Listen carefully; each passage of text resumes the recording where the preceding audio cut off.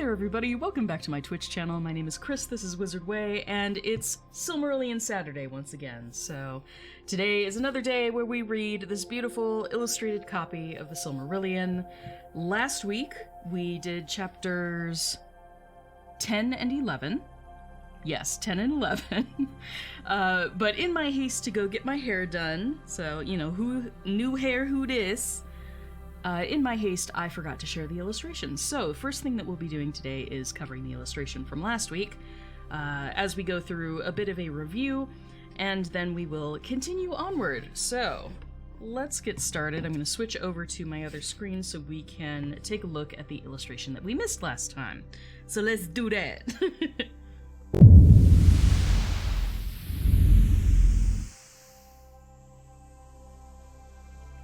Alright.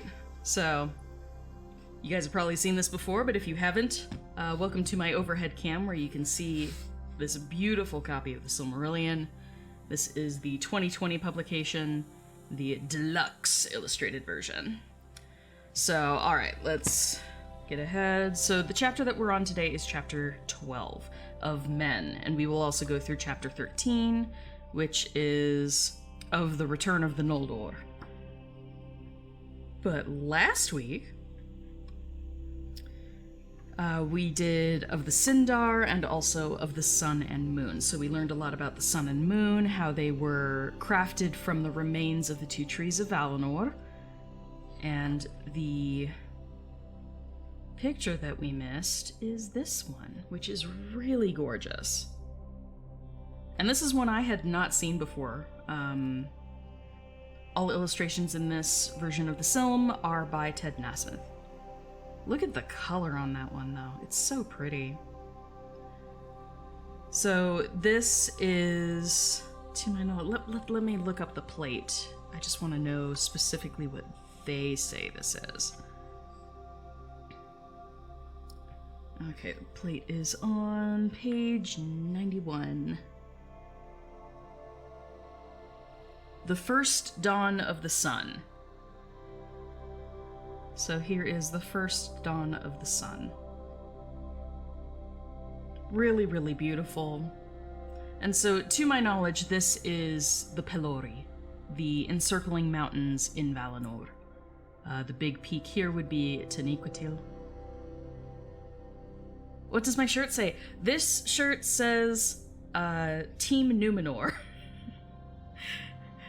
Numenor, which we won't really talk about yet, but later on when we get to the Akalabeth after the Quintus Silmarillion, we'll be talking a lot about the Numenorians. So this is one of my team shirts. My website is like so close to being done. I'm working on email automations now, so it really is like the last couple steps before I go live on my website. So yeah, I'm so excited. There's new merch, there's all sorts of good stuff. The pre-orders for my essential oils, the Middle-earth oils for the Lord of the Rings collection, all of that will be going live when my website goes live. My goal is on the 20th. The 20th. If you need a way to remember what day that is, I plan on putting it live the day of the full moon. It's an Aries full moon. It's a full moon in Aries. I'm a double Aries. It seemed like a good astrological moment. If you believe in such things, the energy feels right. So, I will be putting my site live on the 20th, probably in the afternoon-ish. Just want to make sure everything's working properly, because the last thing I need is to go on vacation and come back to a big mess.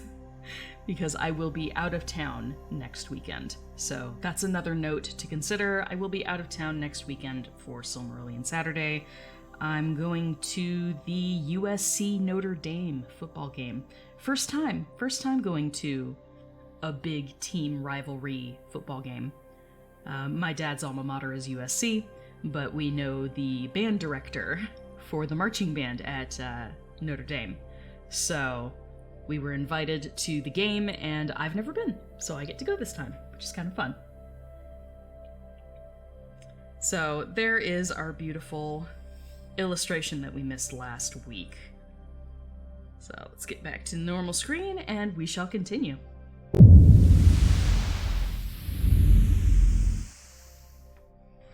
Alright, so once again, just a note, my website will be going live on the 20th, but that is also the day that I will be going out of town. So hopefully there will be no kinks, no unpleasant kinks, shall we say, with my new website when it goes live.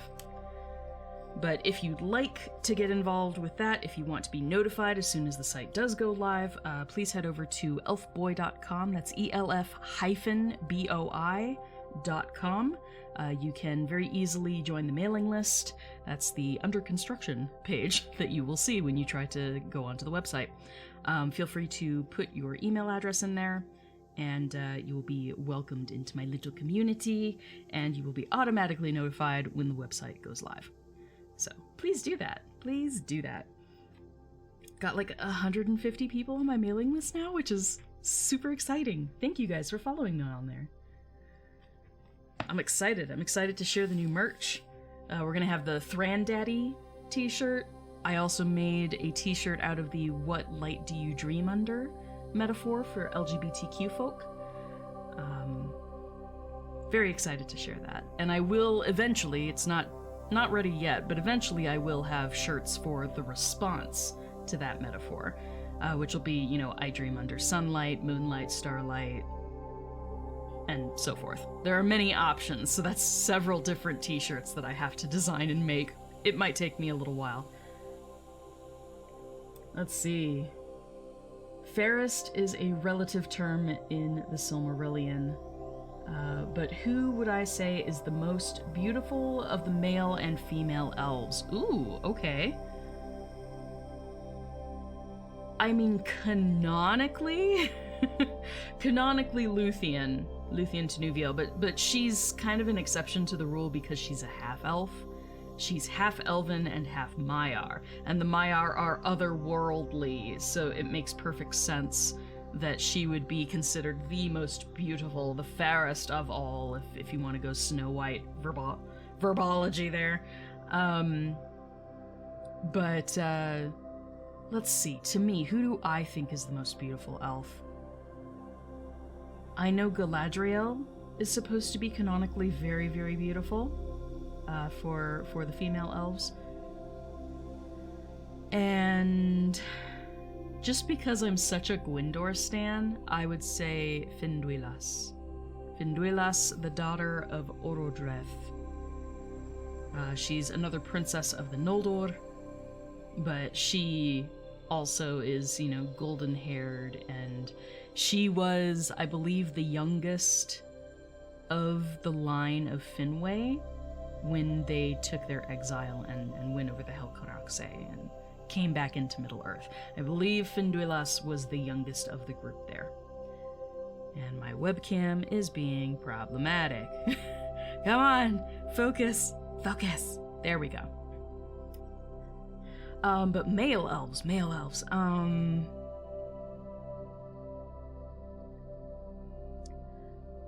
Maedhros.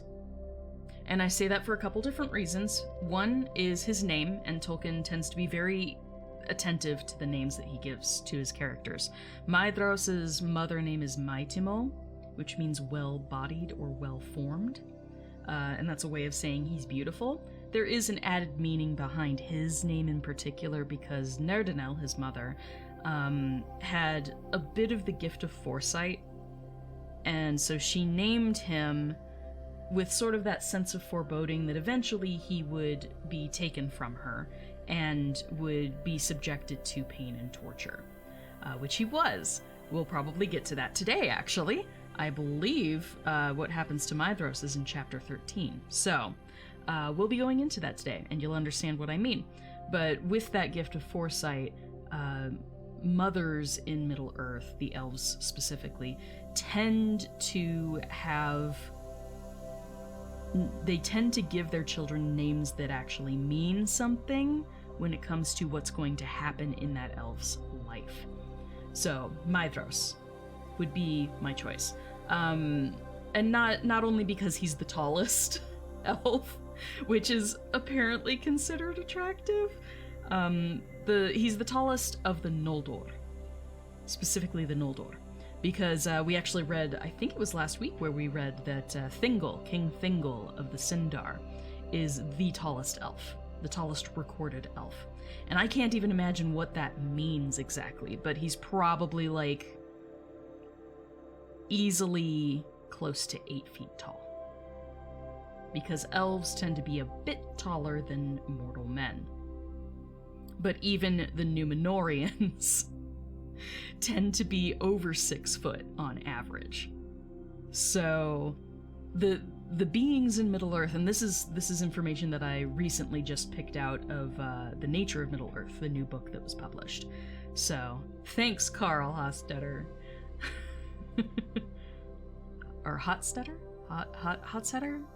Oh man, I'm butchering his last name, I apologize. But yeah, there is a whole section on height. I'm gonna be doing a couple videos on TikTok for you guys, I promise. 8 foot is terrifying. Thanks for that visualization. You know, I'm 5 foot. I'm 5'1" on a good day, right? So having had a boyfriend who was 6'3" in the past, shout out Fraser Walker, wherever he may be, I've been that small human next to a tall human situation. It's not that bad. It's not that bad. You get over it. But I swear I must have looked like such a child to him because I'm just very short naturally. But yes, elves are very tall. Very tall. So yeah, my obvious choice would be Maedhros, because he is tall, number one, and that's considered relatively attractive, I guess. But it's also his charisma and sheer skill. Sheer skill. Because we'll read what happens to him, but the way that he gets through his trauma and continues is like resilience at its best. So I love Maedhros. And he's an honorable elf. He's a flawed elf, but he's an honorable elf. So I approve. I can't think of any others that really jump out in my mind other than Glorfindel, the original Glorfindel, who does get reborn and comes back and, you know, is a complete badass in the Third Age. But the original Glorfindel, very, very rarely are elves named for specific features. Glorfindel was. He was named for his hair. So one assumes, much like with Galadriel, like she's wreathed with a garland of light, right? She was named for her hair. And there's that whole drama between her giving her hairs to Gimli, but refusing to give her hair to Feanor. So, yeah, there very rarely are elves named for a specific feature, but both Galadriel and Glorfindel were named for their hair. So that's probably pretty high on the, ooh, this one's fine. So, male elves, Maedhros and Glorfindel. Female elves, Galadriel, Luthien, if she counts. I usually don't count her. But Galadriel and Finduilas. And I realize this is a very, very Noldor-centric list. So, stay tuned next week. I'll think on the Sindar and Sylvan elves and see what I come up with. I mean, Thranduil is fine thanks to Lee Pace. But canonically, we don't really know if he was a sexy elf. Dream cosplay. Oh, yeah. Yeah. I assume you mean Glorfindel, and I approve. Alright, let's get back to the actual story. So, when we left off last time, we were talking about the sun and moon. So, we covered how the sun and moon were created, as well as Tolkien's explanation for the sort of the world-building construction of his world. Like, the physical presence of his world in space. In space. So he basically explained that the world is flat. Elves were originally flat earthers. It's true. You heard it here first. but the world was flat. It was constructed to be a flat Earth at first. This changes later, but at first, flat Earth, okay? And for the first few days, the sun and moon bounced back and forth over this flat Earth. They started in the west and went to the east and then came back again. But we were having issues with, like, the sun scorching the earth in a way that was unpleasant, and Tilion, the Maya in charge of the moon, tended to not be very consistent. So, eventually, instead of going back and forth over the earth, they decided to have Arwen and Tilion go across the earth from east to west, and then pass from Valinor underneath the earth, and then rise in the east again. So, still a flat earth, but they're supposed to go all the way around this sphere of the flat earth. Make sense? So that's what happened. It explains that Tilion has a bit of a thing for Arwen and strays too close to the sun sometimes, which is why the moon has spots on it. So, poor Tilion.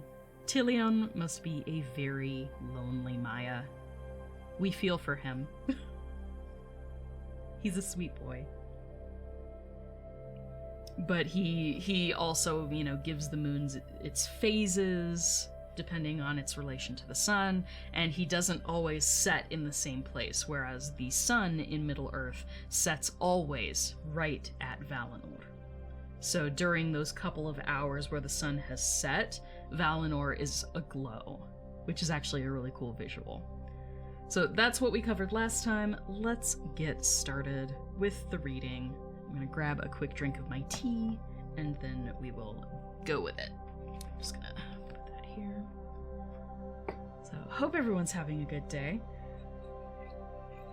Say thanks to this guy right here. If you're on my Twitch stream, thanks to this guy, I didn't get much sleep for the last few days. But last night, thank goodness, Gray decided to cooperate. Thanks a lot, sir. He decided to cooperate and let me actually sleep the night through. So, thanks, Gray. Ooh, this is good tea.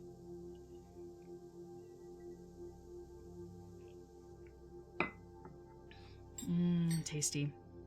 It's like it's a black tea, but it's a ginger tea. Tasty. Good soup. Okay.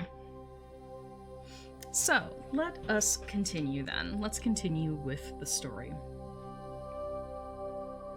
Chapter 12 of Men. The Valar sat now behind their mountains at peace, and having given light to Middle-earth, they left it for long untended. And the lordship of Morgoth was uncontested, save by the Valar of the Noldor. Most in mind Ulmo kept the exiles, who gathered news of the earth through all the waters. From this time forth were reckoned the years of the sun. Swifter and briefer are they than the long years of the trees of Valinor. In that time the air of Middle-earth became heavy with the breath of growth and mortality, and the changing and aging of all things was hastened exceedingly. Life teemed upon the soil, and in the waters, and in the second spring of Arda, and the Eldar increased, and beneath the new sun Beleriand grew green and fair. As a bit of a pause, it's important to note that Ulmo is one of the Valar who actually takes an active interest in the elves and mortal men. He really, despite being, you know, the Vala of the seas and of water, he really does care for Middle-earth and all of the children of Iluvatar in it. So, you'll see him recur from time to time and actually be in the presence of the elves. He's really the only Vala to do that. So it's worth noting that he takes a particular interest from the get-go and really watches over the earth through all the waters, which means that he's there in the rain, he's there in the lakes and streams, he's there in the ocean. Thanks to you, my D&D character is picking up Elvish just so I can say mommy sorry anytime. For the record, mommy sorry in Elvish is emig gohenonin. E-M-I-G, emig, which is the cutesy way of saying mommy. Mother is ML, so if you watch Don Marshall 72, his video has ML gohenonin, which is technically correct, but it's more like saying mother instead of mommy. So the shirts that we created over on Don's merch store, which is donmarshall72merch.com, they do say mommy sorry and daddy sorry.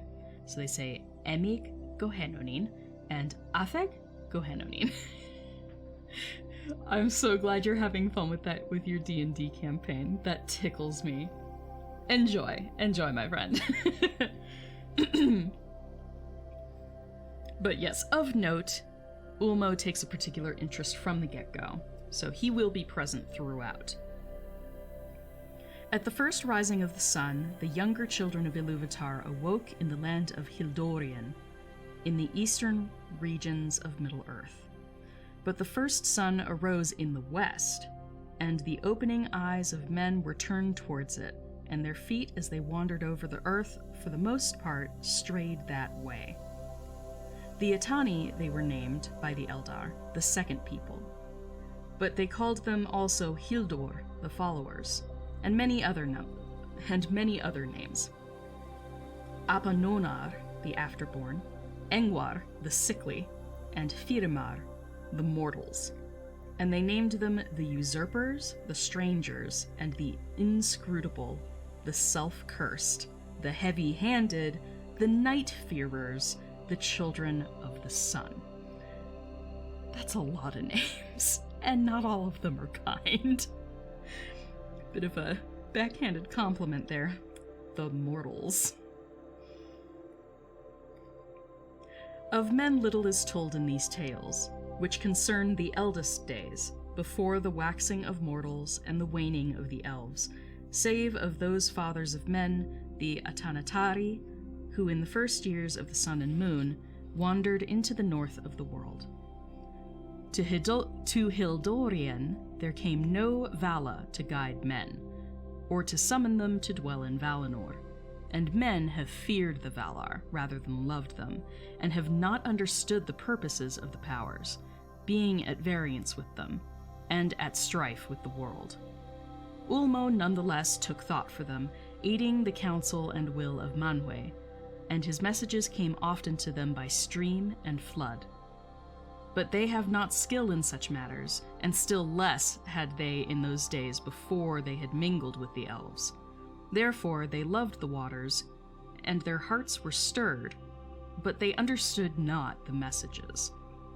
Yet it is told that ere long they met dark elves in many places, and were befriended by them, and men became the companions and disciples in their childhood of these ancient folk, wanderers of the elven race who never set out upon the paths to Valinor, and knew of the Valar only as a rumor and a distant name. Morgoth had then not long come back to Middle-earth, and his power went not far abroad, and was moreover checked by the sudden coming of great light, the sun and moon. There was little peril in the lands and hills, and there new things, devised long ages before in the thought of Yavanna, and sown as seed in the dark, came at last to their budding and their bloom. West, north, and south, the children of men spread and wandered, and their joy was the joy of the morning before dew. And their joy was the joy of the morning before the dew is dry, when every leaf is green. But the dawn is brief, and the day full often belies its promise. And now the time drew on to the great wars of the powers of the north, when the Noldor and Sindar and men strove against the hosts of Morgoth Bauglir, and went down in ruin. To this end the cunning lies of Morgoth that he sowed of old, and sowed ever anew among his foes, and the curse that came at the slaying of Alqualonde, and the oath of Feanor were ever at work. All of these things were ever at work. Only a part is here told of the deeds of those days, and most is said of the Noldor, and the Silmarils, and the mortals that became entangled in their fate. In those days, elves and men were of like stature and strength of body, but the elves had greater wisdom, and skill, and beauty. And those who had dwelt in Valinor and looked upon the powers as much surpassed the dark elves in these things as they in turn surpassed the people of mortal race. Only in the realm of Doriath, whose queen Melian was of the kindred of Valar, did the Sindar come near to match the Calaquendi of the Blessed Realm. I do want to pause there for a moment to point out that this is one of the problematic things in Tolkien's world. This sense of hierarchy based on your exposure to the powers. There is an inherent hierarchy that Tolkien puts in place and uses as an excuse for colonization throughout the ages. That those who had seen Valinor felt justified in ruling those who hadn't seen Valinor. And it reeks of colonialism, and this is something that makes me a little uncomfy in Tolkien's world, because he very much glosses over whenever one of the, Calaquendi come into Middle-earth and decide to establish a realm, not the least of which is Galadriel. It's just generally written that those that the Calaquendi go amongst automatically just accept them as rulers, which is not good, and honestly not realistic. Oh, you've seen Valinor, you're obviously greater than us. I don't buy that. I don't buy that that the elves who didn't go to Valinor are somehow lesser, that they are considered less than in way of skill and beauty and all of this stuff. That seems ridiculous to me. So this is one of those moments where I'm like, Tolkien, you're being a bit problematic here.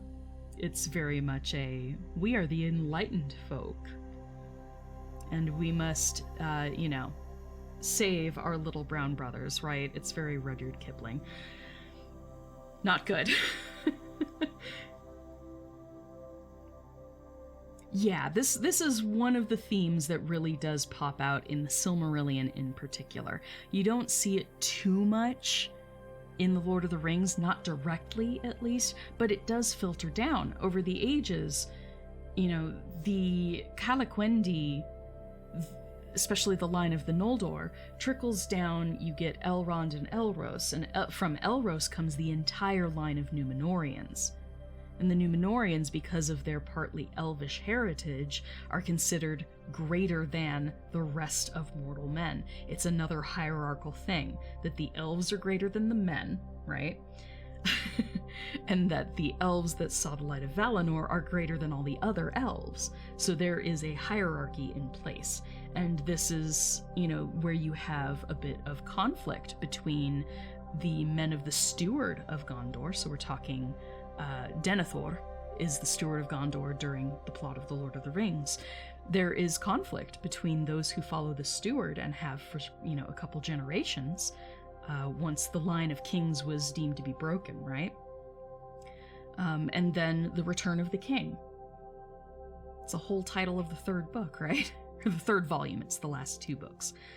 But in The Lord of the Rings, when the king returns, there's not that much pushback.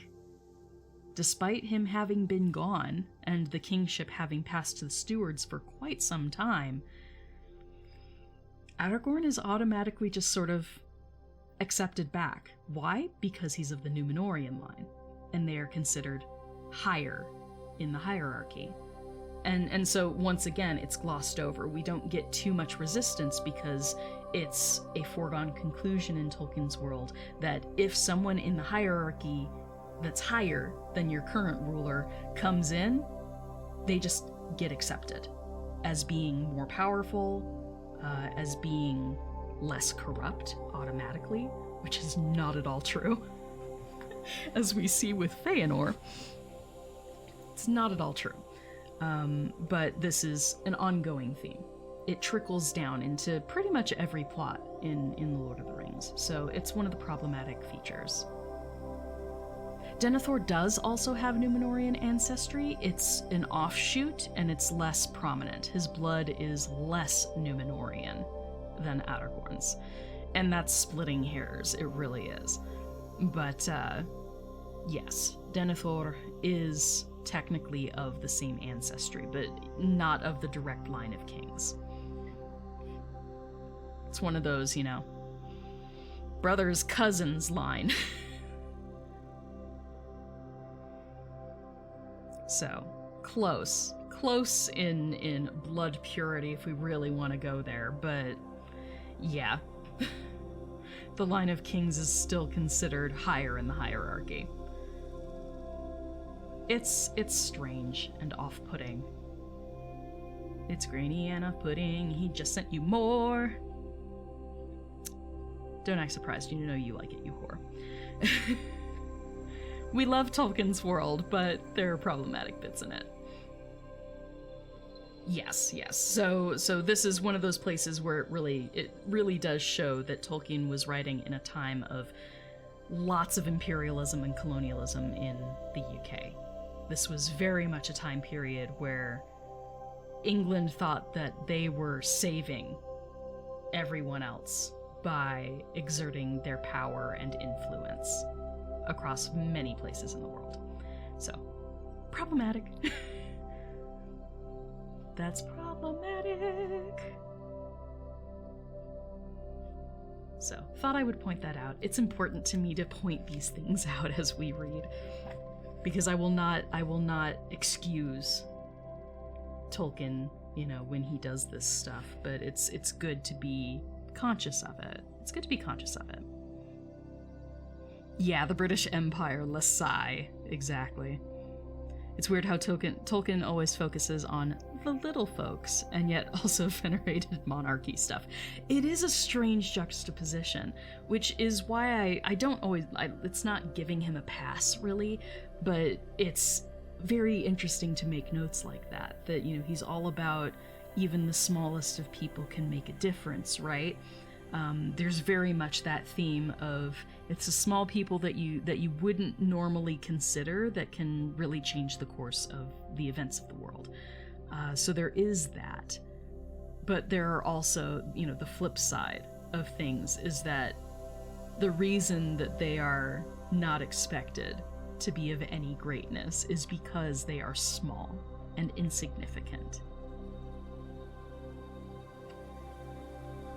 So, Twitch. But I always did, especially being a short person, I always really liked the detail that the hobbits are the ones that, really save the day and do the thing in The Lord of the Rings. I can appreciate that. And Bilbo is a bit of a badass in The Hobbit. Let's be real, the guy does a lot.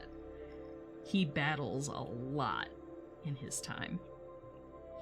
Alright, let's continue though. So, the note is that only in the realm of Doriath, whose queen was Melian, the kindred of the Valar, did the Sindar come near to match the Calaquendi of the Blessed Realm. It's distasteful, I don't like saying it. It makes me feel dirty. Because I love the Sindar. The Sindar are amazing, and they don't deserve to be put down like this, darn it. Continuing on. Immortal were the elves, and their wisdom waxed from age to age, and no sickness nor pestilence brought death to them. Their bodies indeed were the stuff of earth, and could be destroyed. And in those days they were more like to the bodies of men, since they had not so long been inhabited by the fire of their spirit, which consumes them from within in the courses of time. I'll read that one more time just because it's a hard concept to get through, and then I'll explain it a little more. So immortal were the elves, and their wisdom waxed from age to age, and no sickness nor pestilence brought death to them. Their bodies indeed were the stuff of earth, and could be destroyed. And in those days they were more like to the bodies of men, since they had not so long been inhabited by the fire of their spirit, which consumes them from within in the courses of time. There is a separation in Tolkien's world between the spirit and the body, especially for the elves. The elf spirits are destined to last as long as Middle-earth lasts. This is why when elves perish, when their bodies are killed in Middle-earth, as definitely happens throughout the various wars made against Morgoth and later on Sauron, when the elves' bodies perish, their spirits go over to the Halls of Mandos, where they are, kept for a little while in the Halls of Waiting, and eventually they get reborn into new bodies. So this is the fate of elves. They don't actually fully die, the one exception being Luthien Tinuviel, and we'll get to her later. But elves in general, they're meant to last while the world lasts. And as such, there's a separation between spirit and body. Spirit is called the Fear, it's called the Fear. It looks like fear, but it's pronounced Fear. The Fear are their spirits, their inner fire. And their Hroa, H-R-O-A, Hroar, with an R on the end to make it plural. This is a Quenya term for their bodies, their physical forms. Over time, their bodies diminish. And this doesn't mean necessarily that they outright perish, but as time goes on, elves age in a way where their spirit takes over their body. So the body becomes less important. This is also why we have things with aging with the elves. That,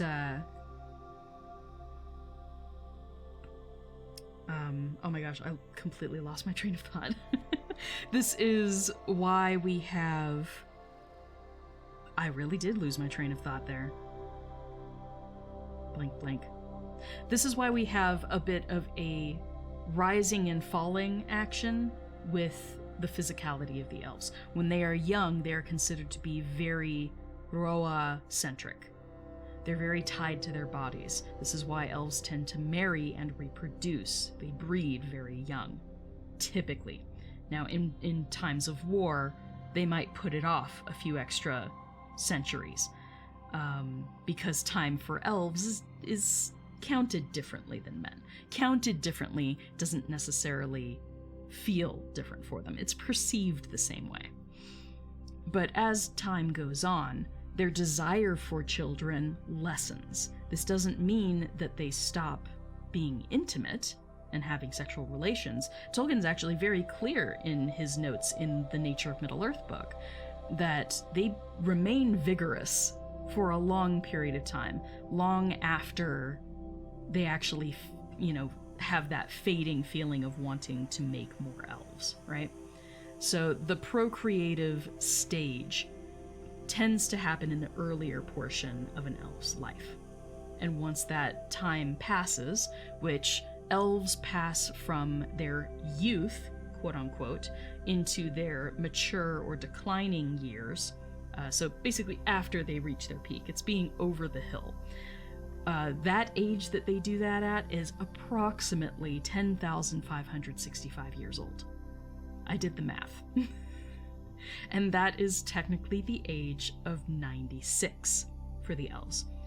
Up until that point, they are considered at their peak. That's their peak.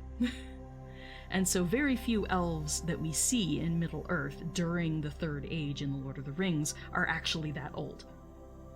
Galadriel is one of them. By the time Galadriel sails to Valinor at the end of The Lord of the Rings, she is 90 or 93, I forget.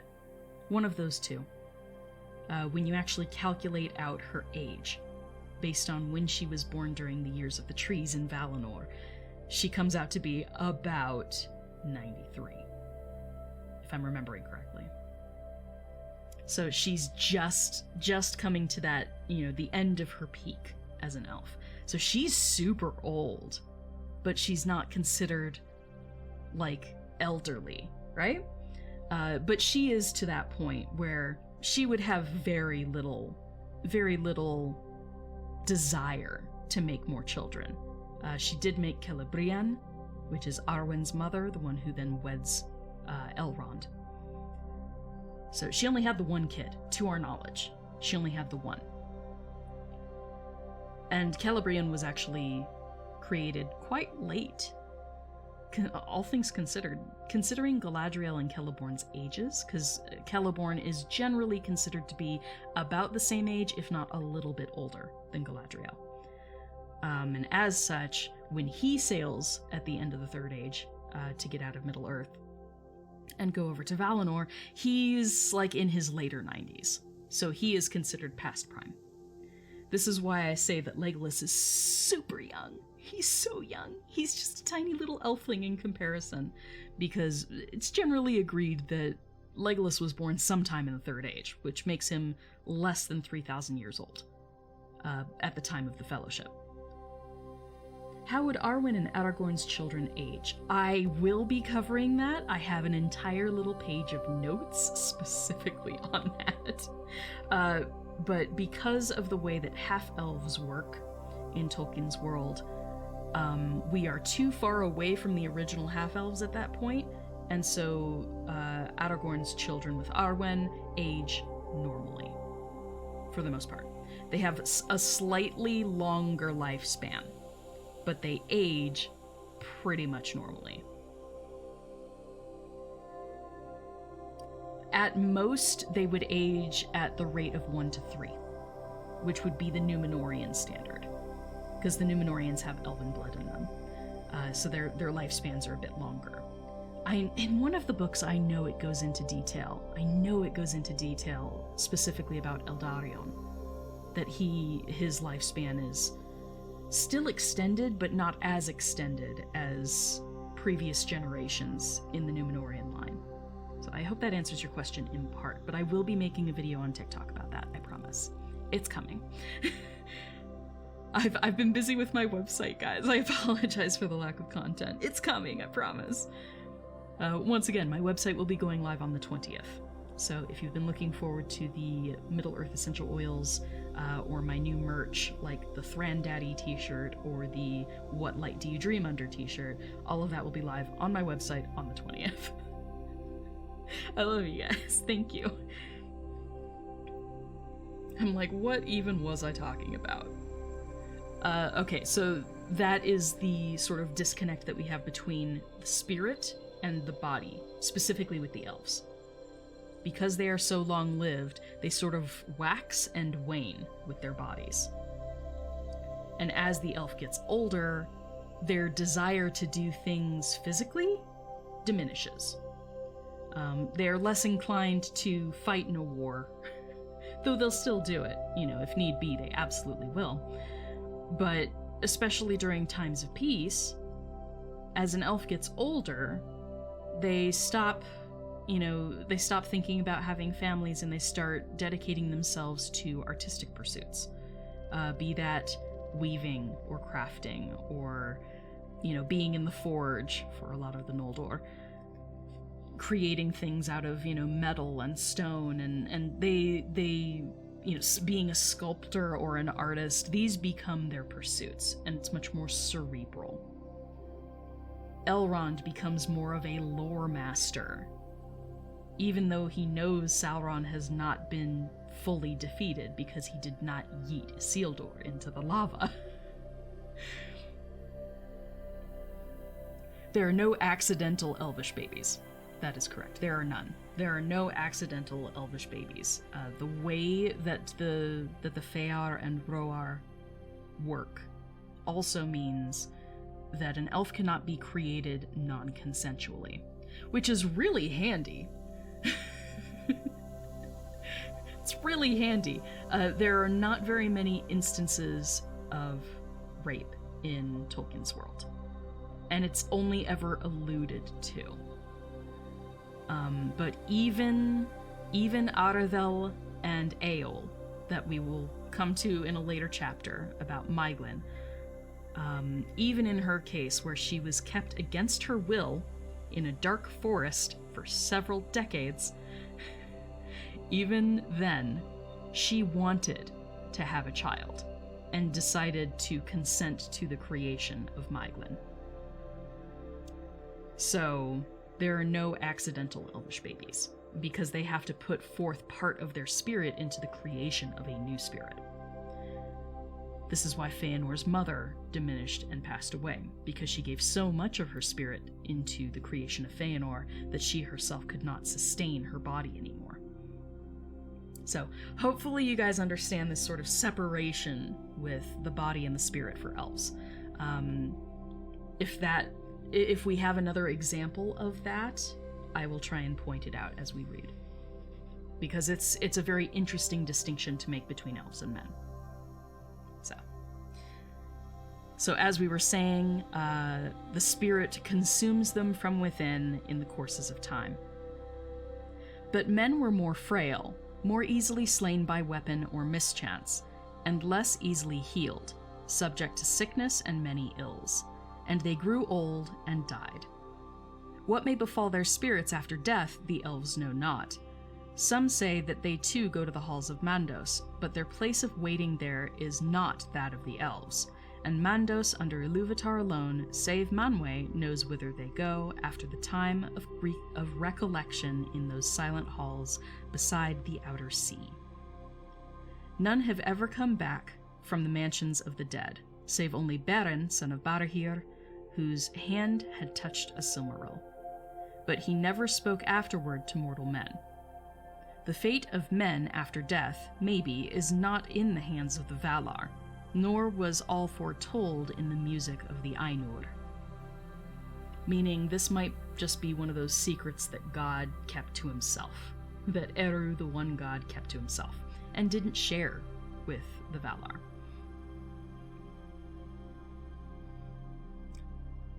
Looking at the comments here on Twitch. Sorry guys, I have been completely neglecting the chat stream today. I think that at least a few elves dedicate themselves to more outlandish or unconventional artistic pursuits. Absolutely. Bizarre performance art? Absolutely. Absolutely. Piercings. Who became the piercing and tattoo artist, right? You know, it had to have happened in the Sylvan culture. I always envisioned the Sylvan elves because they're considered more wild, right? Which is racist in its own way. But I always considered the elves of the Sylvan sect of the elvish race to be far more open to the marking of the body, be it with piercings, tattoos, etc. I'm like, there have to be elves that decided to dedicate themselves to the art of the human form, or elvish form. Bizarre performance art with strange found objects, improv, impersonate. Oh my god, impersonations. Can you imagine? Can you imagine the elf who's doing impersonations? Like, this would be Don Marshall. This would be someone making, silly skits about how Elrond should have yeeted Isildur into the fire. There's totally an elf. There's totally an elf that is the carbon copy of Don Marshall. Who decided, yeah, I'm getting old. Let's start telling jokes. And making fun of Elrond and Isildur. Yeah, we have a lava flow here in Ladris, and why don't we just toss the ring in there? I brought some back from the fires of Mount Doom. It's fine. It really would have been an awesome idea for Elrond to have done that, but the plot would be far too short. Probably those elves that sang those goofy songs at the dwarves. I know, oh my god. I swear that was just a joke that Tolkien put in there. The tra-la-la-lolly fa-la thing. Where are you going with your beards a-wagging? Tra-la-la-lolly here down in the valley. Tra-la-la-lolly fa-la. Oh, man. Oh, erotic pottery. Oh, sure, why not? I absolutely think that was a thing. The elves were very, very accepting of sex. Like, sex was just considered part of life, and perhaps not required, but certainly enjoyed. Like I said, when elves are younger, they're very much tied to their bodies and the body's urges. So, absolutely. I love those guys. Alright, let's continue. We're not even through the first chapter, guys. I gotta be more focused. I keep chatting instead. So, the only mortal man to have ever come back from the halls of Mandos is Beren, from the Beren and Luthien tale. But he was not allowed to then talk to mortal men, so no mortal men know the fate of mortal men.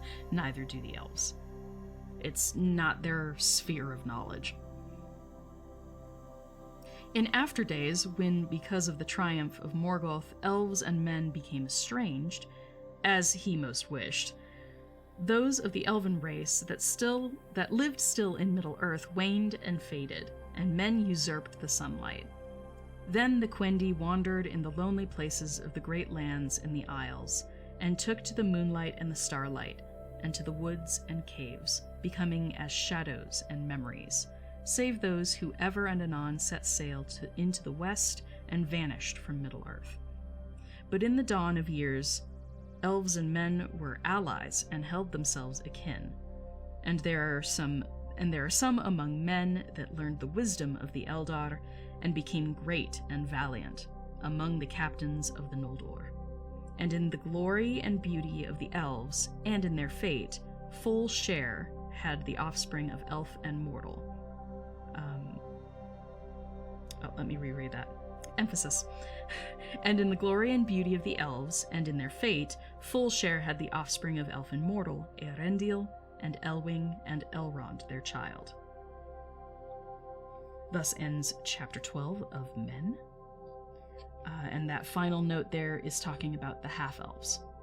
So the half-elves specifically, and this falls into that whole question of how do Aragorn and Arwen's kids age. It's close to normal because the ones who are given the full fate, the glory and the beauty of the elves, the only ones that are given that are Eärendil, who is half-elven, Elwing, who is half-elven, and their child, Elrond. And Elros, who then has the choice and chooses to be counted amongst the mortals. It's stated in the Nature of Middle-earth that Elrond, Elros, and their children enjoy a prolonged youth. A prolonged youth.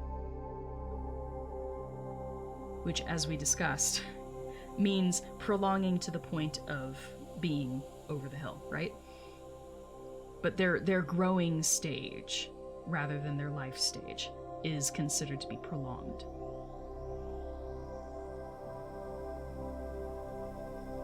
So instead of aging like men when they are much younger, they age more like elves. But that's only the generation after Elrond. So it's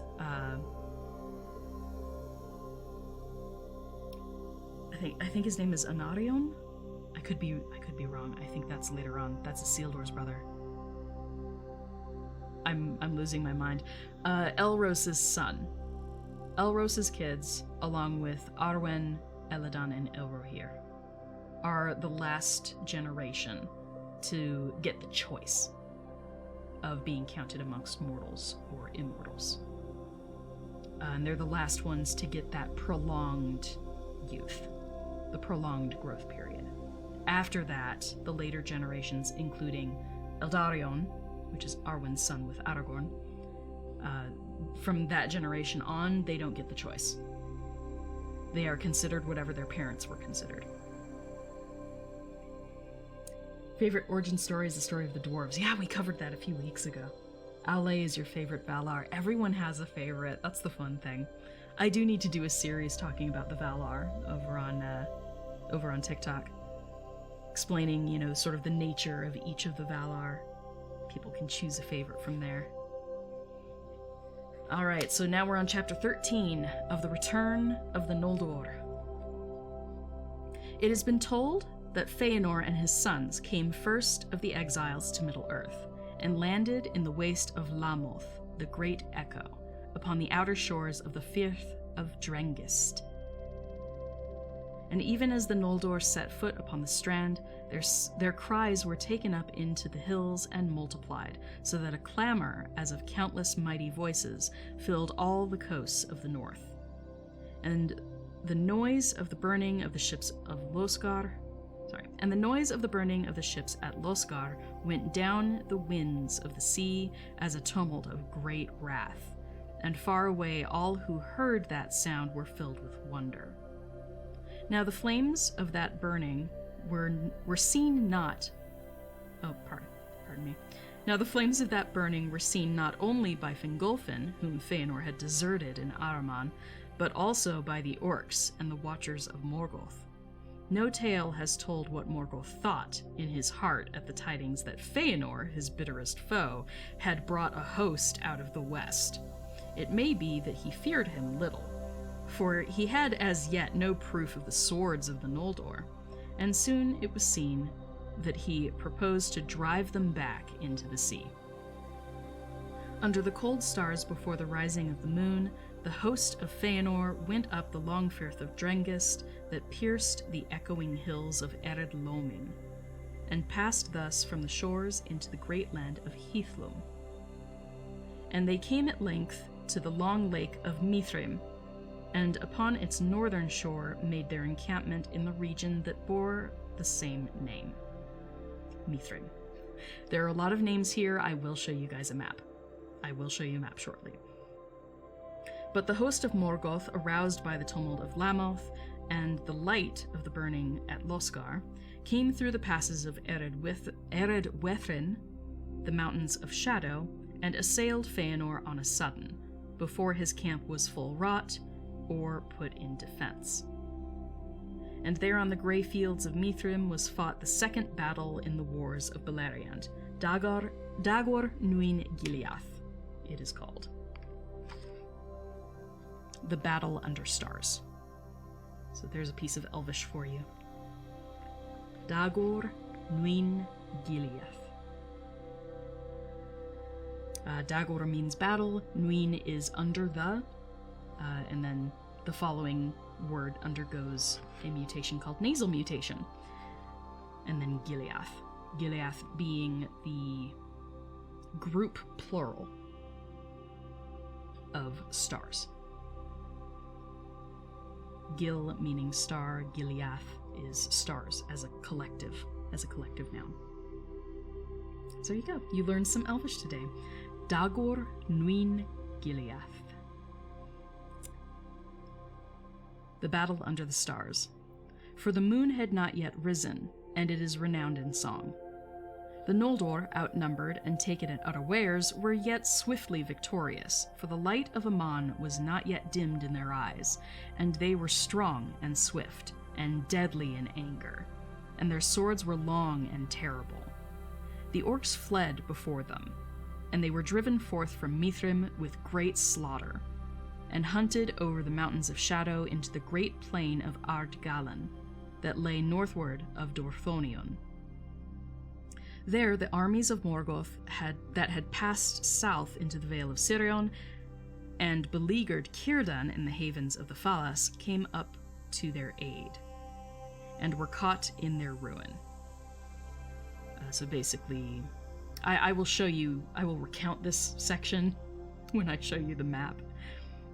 For Caligorm, Feanor's son, having news of them, waylaid them with a part of the elven host, and coming down upon them out of the hills near Aethel Sirion, drove them into the fen of Serech.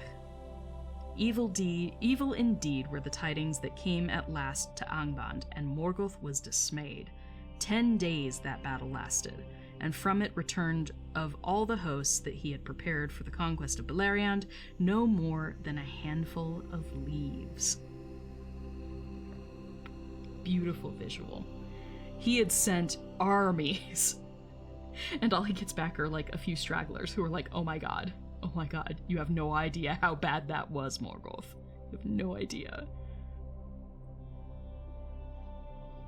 So, let me pull out the map and I'll recount what we just covered, because that's a lot of place names, and without a visual aid, it gets super confusing.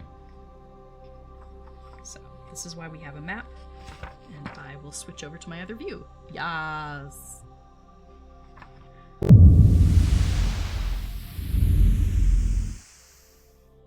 Okay. Pull the book upwards here so it'll be out of the way. Alright, so if you're over on my Twitch stream, you will be able to see the map. This is the map of Beleriand. So, at the beginning here, we are talking about Feanor and his host coming into the Firth of Drengist, which is right here. That's that little inland bit that passes through these mountains. These mountains are Ered Lomin, and the Lamoth, the place where all of the voices echo, is this section up against the sea, in between the sea and Ered Lomin. So the names that were dropped in this area were Ered Lomin, this mountain range here, Heathlum, which is this entire section here. This is where they passed over the mountains into the area of Heathlum. And they were making their encampment over in Mithrim. So they passed through Dorlomin, and they were making camp along Eredwethrin in the area called Mithrim. Meath, you might remember. Meath is from Mithrandir, right? The Grey Wanderer, which is another name that they give Gandalf. Meath means grey. Like a misty grey. So Meath is grey. This is a grey area. This entire section, and Heath means mist, like Hithaeglir, the misty mountains. So there are bits and pieces of Elvish that when you get a sense of the root words, it really helps you read these maps, because you're like, oh yeah, that describes the area. Heathlum, an area of mist, right? Mithrim, it's a gray area, so there's not a lot of vegetation there, right? So we get bits and pieces of this throughout the reading of the map. I'm going to zoom in a little bit, because we're going to concentrate on this area of Heathlum. So they're making their camp along Lake Mithrim, and the pass that they were talking about was Eithel Sirion. So when the orcs attack over the mountains here, when they are pursued back over the mountains, they follow them all the way to Ardgallen. It's later named Anfalgluth, but Ardgallen. Ardgallen means like green field. It's a big green field. Think like the Great Plains. It's really a long swath of flat grassland. And just north of this is Thangorodrim and the Mountains of Shadow up here. So they pursued the orcs this direction over the Ardgallen area, and then this is the Fen of Serech that they were talking about, where the orcs tried to flee southward. But then you had... Yoink. If you go all the way down here... Oops, sorry. Down and over. This is the Falas. This is where Círdan is from. This is like Círdan's area. Especially Eglarest. So the elves of Círdan, having heard all of the echoes, right, from the Lamoth area, all of those just echoed down this entire coastline. So the elves of the Falas heard the echo of the burning of the ships, and they heard the echoes of battle, and so they brought a force across the plains here of West Beleriand and up to where Tol Sirion is and the Fen of Serech. So this is where the elves from the Sindar encountered the elves of the Noldor, newly returned, and they slaughtered the orcs. Absolutely laid waste upon the hosts of Morgoth. And again, the name of this battle, right? Remember the name of the battle? Dagor Nuin Gileath. Battle under the stars. Got it? Got it, guys? Okay. So, there is, there's your little geography lesson for the day. I do know that this gets a bit confusing, so there are a lot of names of areas dropped that you might not remember unless you have a visual aid, so here's your visual aid. So they came through Erd Lomin, through the Firth of Drengist, went through Dor Lomin over to Mithrim, and then when the orcs attack, they drive them back over Anthauglith, and the ones that try to flee south are met with the elves from Círdan, so the Sindar elves come up through here and clash, and pretty much all of the orcs are destroyed. Morgoth only gets leaves, right? Of the great hosts, only leaves return, a handful of leaves. Poor Morgoth. Alright, let's go back.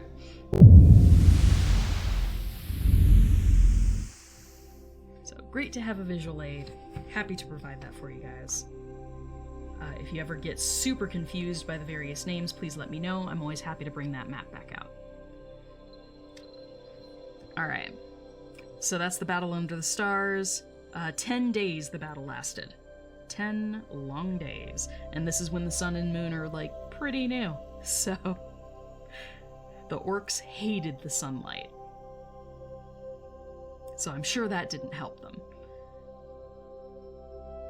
Alright, and from it returned of all the hosts that he had prepared for the conquest of Beleriand, no more than a handful of leaves. Yet cause he had for great joy, he being Morgoth. Yet cause he had for great joy, though it was hidden from him for a while, for Feanor, in his wrath against the enemy, would not halt, but pressed on behind the remnant of the orcs, thinking so to come at Morgoth himself. And he laughed aloud as he wielded his sword, rejoicing that he had dared the wrath of the Valar and the evils of the road, that he might see the hour of his vengeance. Nothing did he know of Angband, or the great strength of defense that Morgoth had so swiftly prepared, but even had he known it, it would not have deterred him, for he was fey, consumed by the fire of his own wrath. Thus it was that he drew far ahead of the van of his host, and seeing this, the servants of Morgoth turned to bay, and there issued from Angband Balrogs to aid them. There upon the confines of Dor Daedaloth, the land of Morgoth, Feanor was surrounded, with few friends about him. Long he fought on, and undismayed, though he was wrapped in fire and wounded with many wounds. But at the last he was smitten to the ground by Gothmog, lord of Balrogs, whom Ecthelion after slew in Gondolin. There he would have perished had not his sons in that moment come up with the force to his aid. And the Balrogs left him and departed to Angband. So, Feanor is now mortally wounded. Why? Because he rushed ahead. You will see this happen more than once, where someone gets riled and decides, I'ma go get 'em, and this doesn't end well for them. So Feanor rushed ahead and was quickly surrounded by Balrogs and nearly killed. But his sons came to the rescue at the last moment. So the Balrogs have now departed back to Angband. Then his sons raised up their father and bore him back towards Mithrim. But as they drew near to Aethelsirion and were upon the upward path of the pass over the mountains, Feanor bade them halt, for his wounds were mortal, and he knew that his hour was come. And looking out from the slopes of Eredwethren, with his last sight he beheld far off the peaks of Thangorodrim, mightiest of the towers of Middle-earth, and knew with the foreknowledge of death that no power of the Noldor would ever overthrow them. But he cursed the name of Morgoth thrice, and laid it upon his sons to hold to their oath, and to avenge their father. Then he died, but he had neither burial nor tomb, for so fiery was his spirit that as it sped, his body fell to ash, and was borne away like smoke. And his likeness has never again appeared in Arda, neither has his spirit left the halls of Mandos. Thus ended the mightiest of the Noldor, of whose deeds came both their greatest renown and their most grievous woe. What a way to go.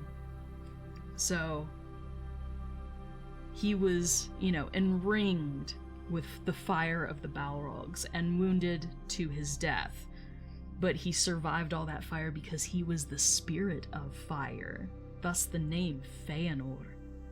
Feanaro, which literally means fire spirit in Quenya.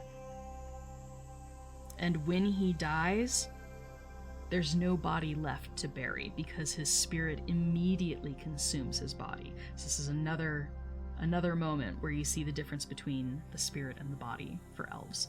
Feanor was a very, very spirit-driven elf. So the moment his body is wounded to the death, his spirit completely consumes his form, and he's blown away like a puff of ash, which is a really cool visual. So that's something very special about Feanor. It was because it was a no bones day. Yep, no bones day. Feanor didn't get the memo.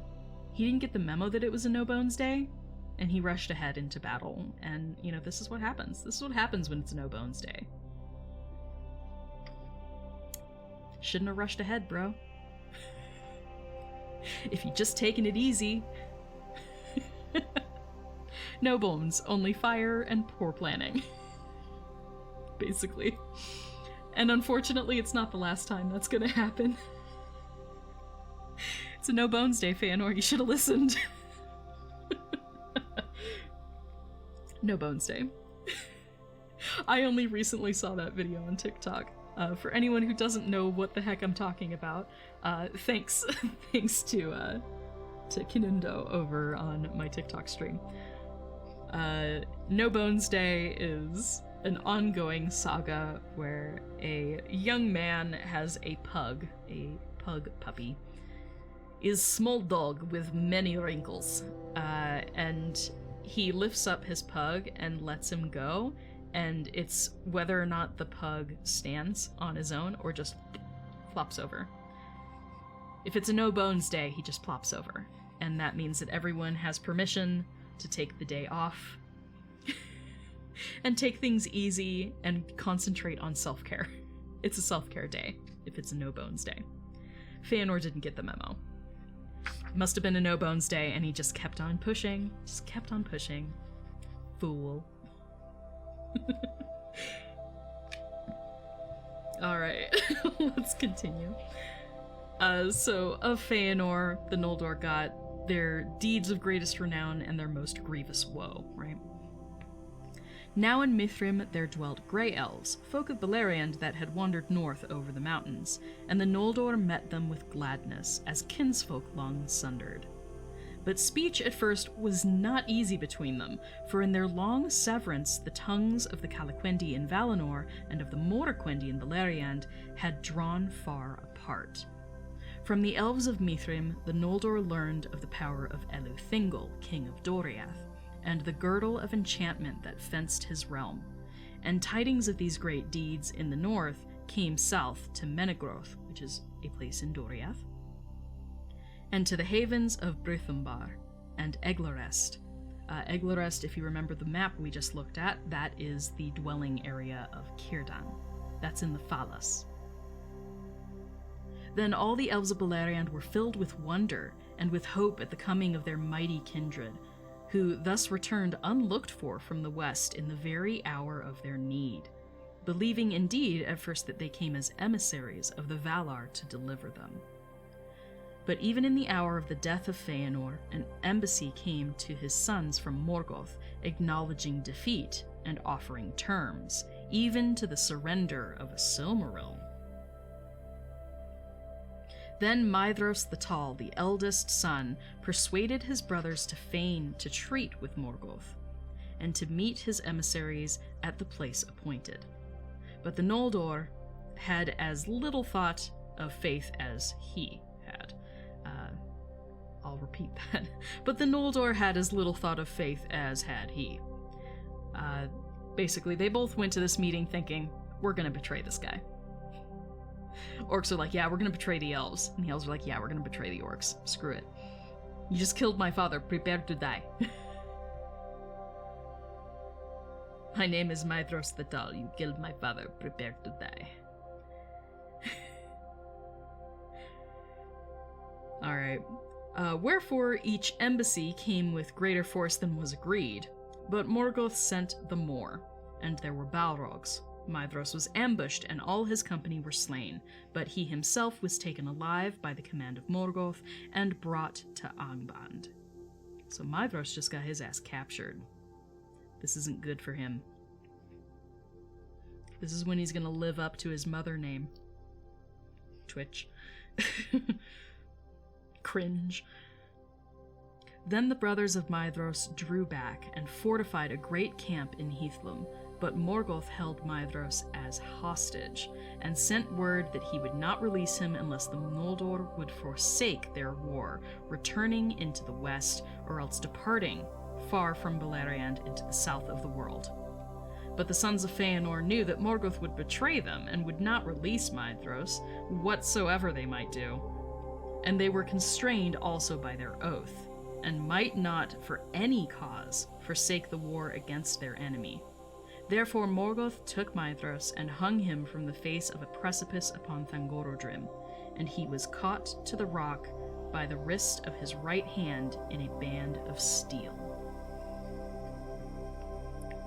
So poor Maedhros is set on a cliffside, hanging by his right wrist. It's not a vibe. It's not a look. It's not a look, Maedhros. But if you remember, just a couple pages ago, we were told that elves don't die. They don't just die from pestilence, and they don't die from the cold. If they died merely from the cold, the elves crossing the Helcaraxes would all have perished. So, exposure to the elements is not a way that you kill an elf, so this was fully intended to just be torture. He set the elf on that mountainside and was like, deal with it.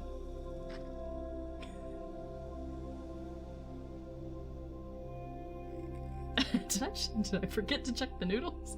No!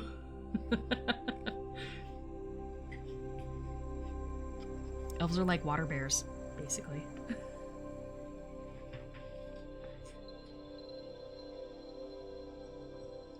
An imperfect take on Feanor's final moments. Ooh, I'll have to watch that.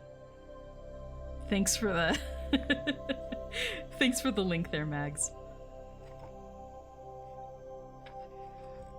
But yes, so poor Maedhros is now captured and he's stuck up on a cliff. We are not told whether he spends this entire swath of time on that cliffside, just dangling there, or if he is brought in and out by the forces of Morgoth in between, you know, sessions of torment, right? My headcanon has always been that he's not on that cliffside the entire time. He's brought in and questioned and tempted, and, you know, they're trying to get information out of him or persuade him to, you know, take his host back over to Valinor. I think that Morgoth would have tried. He would have tried to either persuade Maedhros to join him,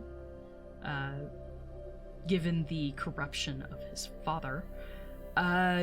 He would probably think, oh, well, you know, the sons of Feanor are going to be easier targets than Feanor himself was, and Feanor was very much influenced by Morgoth, though he didn't think he was. So Morgoth would absolutely take this opportunity, I feel. So my headcanon would be that he gets brought in every so often, and tempted, probably with food and water and shelter, right? And then when he inevitably refuses to do what Morgoth wants, whatever Morgoth wants, which is up for debate, When he refuses, he is then tortured and put back out on the cliff. So I think it would be a vicious cycle between the two. That is just personal headcanon. But this is also where you get a lot of shipping between Maedhros and either Morgoth or Sauron, one of the two. Because Morgoth is a tempter. That's his whole thing. That's his whole spiel. So that's where some slash fiction likes to come into play. So if you like that sort of thing, you can definitely check that out. It gets dark though, because there's a lot of torture and non-con involved. So, word of warning. Hey, thank you so much. I'm glad you like my hair. Yes, it is lime green, my friends. It's everything I wanted and more. I'm lucky. Love the hair color. I've wanted to go green for quite some time, so this is great. This is very, very, very nice. But the roots are like more of an emerald green, and then it fades quickly into this lime color. For anyone who's curious, I use dye from Pulp Riot. Pulpriot.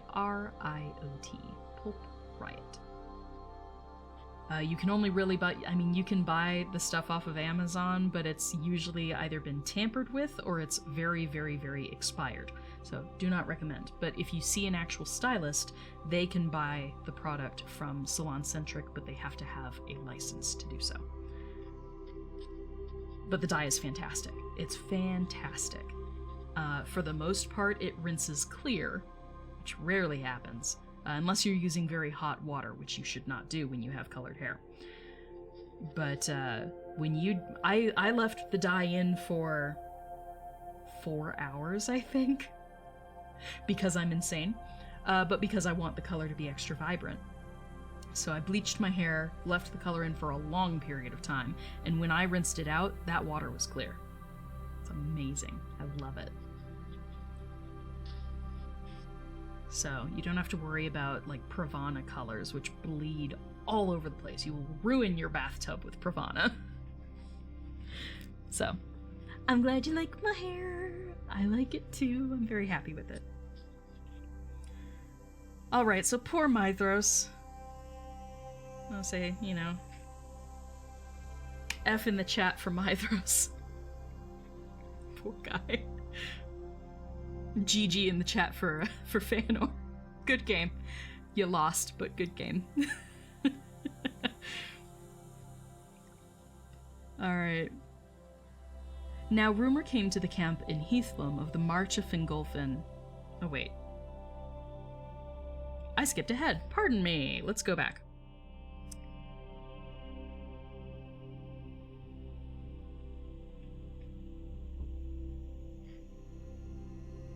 Come in. I'm on stream. Okay, I'll check it out. It's my dad. Alright. Where was I? I totally lost my place on the page.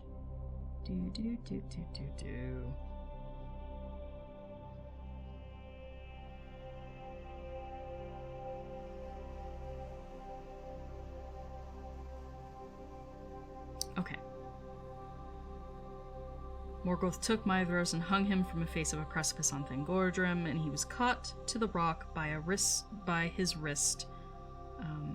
of his right hand in a band of steel. There we go. That's where we were. Brain fart, pardon me. Moving on. Now rumor came to the camp in Heathlum of the march of Fingolfin and those that followed him, who had crossed the grinding ice. And all the world lay then in wonder at the coming of the moon. But as the host of Fingolfin marched into Mithrim, the sun rose, flaming in the west. And Fingolfin unfurled his blue and silver banners, and blew his horns, and flowers sprang beneath his marching feet, and the ages of the stars were ended.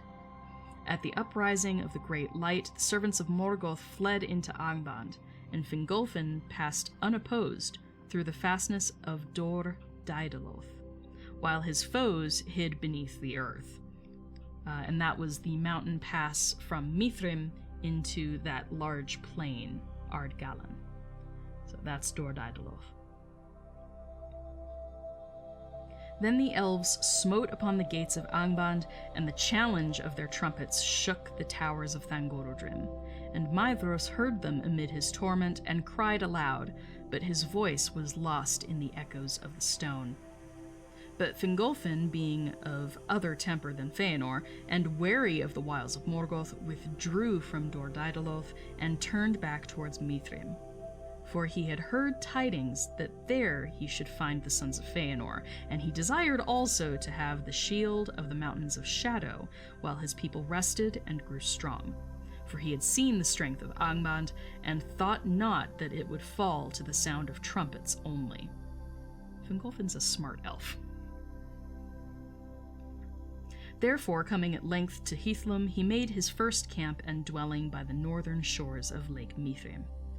No love was there in the hearts of those that followed Fingolfin for the house of Feanor, for the agony of those that had endured the crossing of the ice had been great.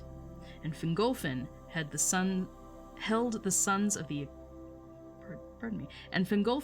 sons the accomplices of their father. Then there was peril of strife between the hosts, but grievous as were their losses upon the road, the people of Fingolfin and of Finrod, son of Finarfin, were still more numerous than the followers of Feanor, and these now withdrew before them, and removed their dwelling to the southern shore, and the lake lay between them. Many of Feanor's people indeed repented of the burning at Losgar, and were filled with amazement at the valor that had brought the friends whom they had abandoned over the ice to the north. And they would have welcomed them, but they dared not, for shame. They were ashamed of what they'd done, and they were like, oh my god, we didn't expect you guys to actually follow. You went over the ice? You went over the ice. Like, they would be awed and also kind of fearful, like, oh, we did you wrong, we're so sorry. It was Feanor's idea. And it was legit Feanor's idea. And Maedhros didn't want to. Maedhros didn't want to burn the ships. He wanted to bring his friend Fingon, the eldest son of Fingolfin. He wanted to bring him over. They were friends. But Maedhros is not there to welcome the other elves, because he's hanging from Thangorodrim by his wrist, unfortunately. So they would have welcomed the other Noldor, but they didn't because they were ashamed. Thus, because of the cause that lay upon them, the Noldor achieved nothing. Because of the curse that lay upon them, the Noldor achieved nothing, while Morgoth hesitated, and the dread of light was new and strong upon the orcs. But Morgoth arose... Ooh, hi, Gray. Sorry, I'm being besieged by my cat. I love you. Settle down, Gray. You're such a pretty boy. He's a good boy. Okay, sorry for the cat moment there. Where was I?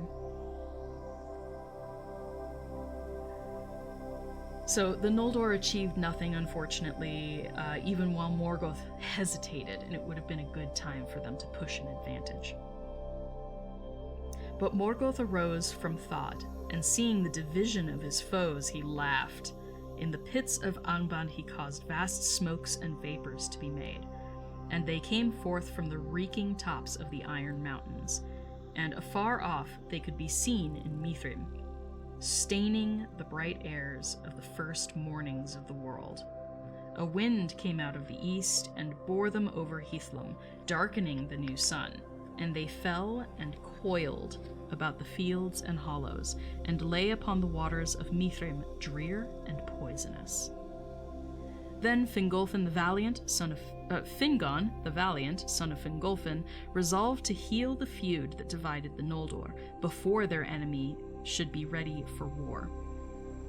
For the earth trembled in the Northlands with the thunder of the forges of Morgoth underground. Long before, in the bliss of Valinor, before Morgoth was unchained, or lies came between them, Fingon had been close in friendship with Maedhros, And though he knew not yet that Maedhros had not forgotten him at the burning of the ships, he thought of their ancient friendship. The thought of their ancient friendship stung his heart. Therefore he dared a deed which is justly renowned among the feats of the princes of the Noldor.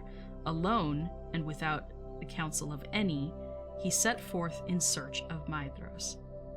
And aided by the very darkness that Morgoth had made, he came unseen into the vastness of his foes. High upon the shoulders of Thangorodrim he climbed, and looked in despair upon the desolation of the land. But no passage or crevice could he find, through which he might come within Morgoth's stronghold.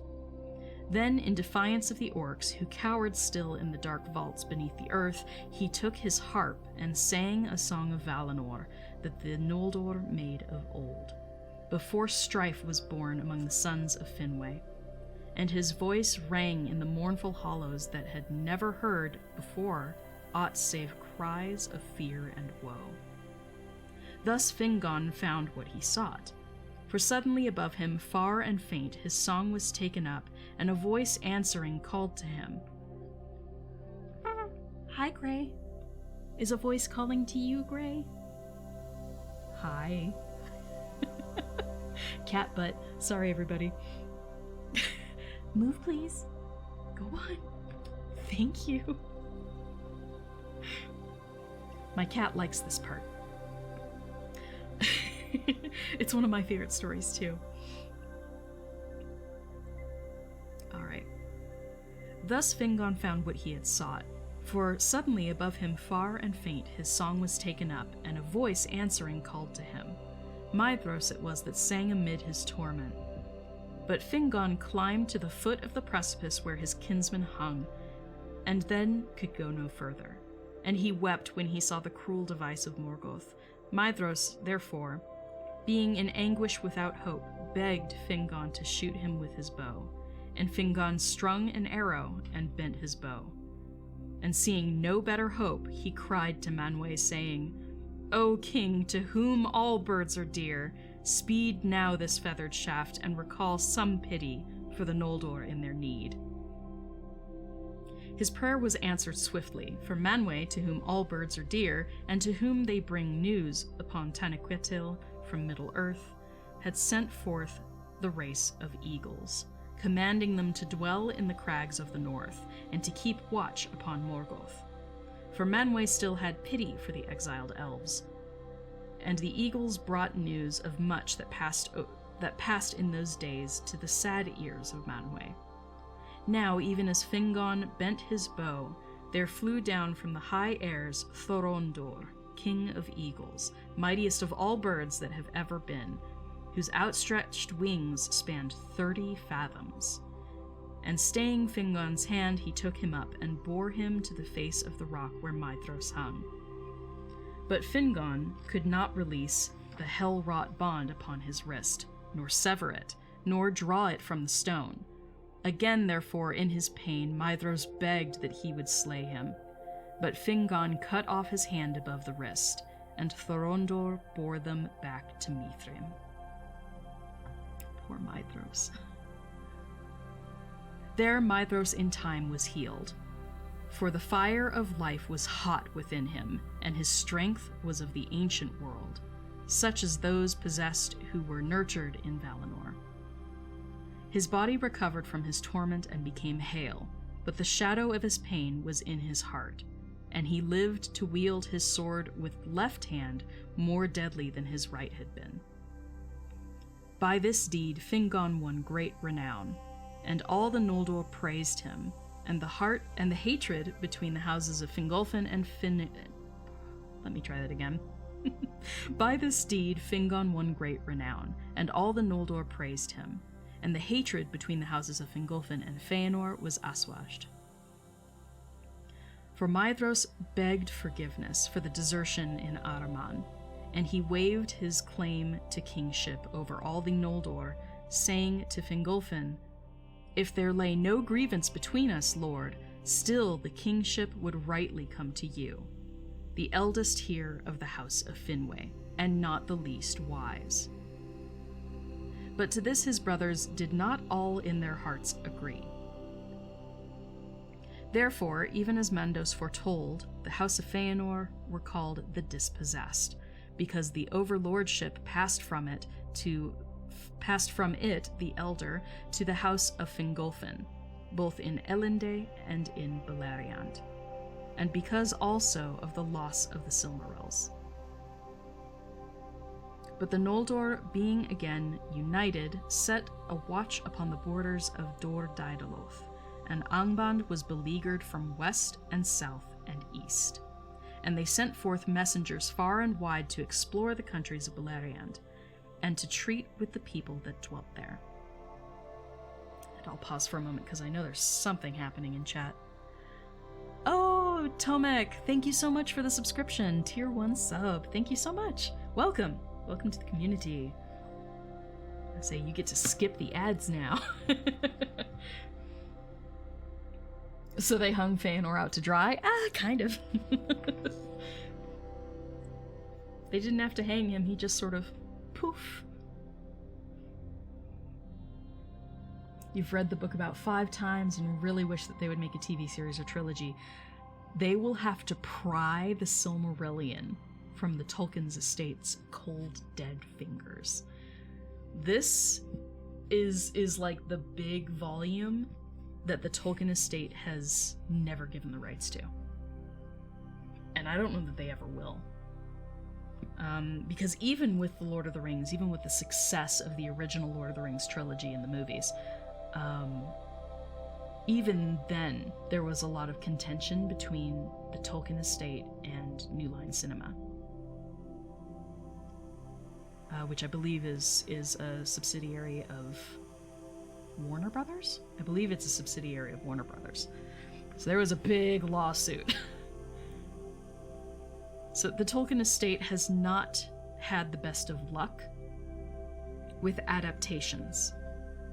And the Silmarillion, the stories within the Silmarillion are so beloved by Tolkien and by the fandom that I think they haven't dared. They haven't dared give the rights up. But I absolutely agree. These are some of my favorite stories. I would love to see some of these stories. Can you imagine how epic this episode would be? With the capture of Maedhros, and then Fingon journeying alone, and he, amongst all the echoes of these mountains, these dark mountains, and, shaded by the very smoke that Morgoth had set forth against them, he sneaks in, and with his song he finds his cousin. And has to, cut off his wrist. People love that sort of action in TV shows. A little bit of gore, It's gore with purpose, at least. This is an actual plot point. That Maedhros loses his right hand but becomes even more deadly with his left when he recovers. But that doesn't mean that he's ever completely whole again. Because this entire stint of torment, it's years, I believe, if I remember correctly. There's it's a healthy stint of time before Fingon actually finds him. It's not a good time.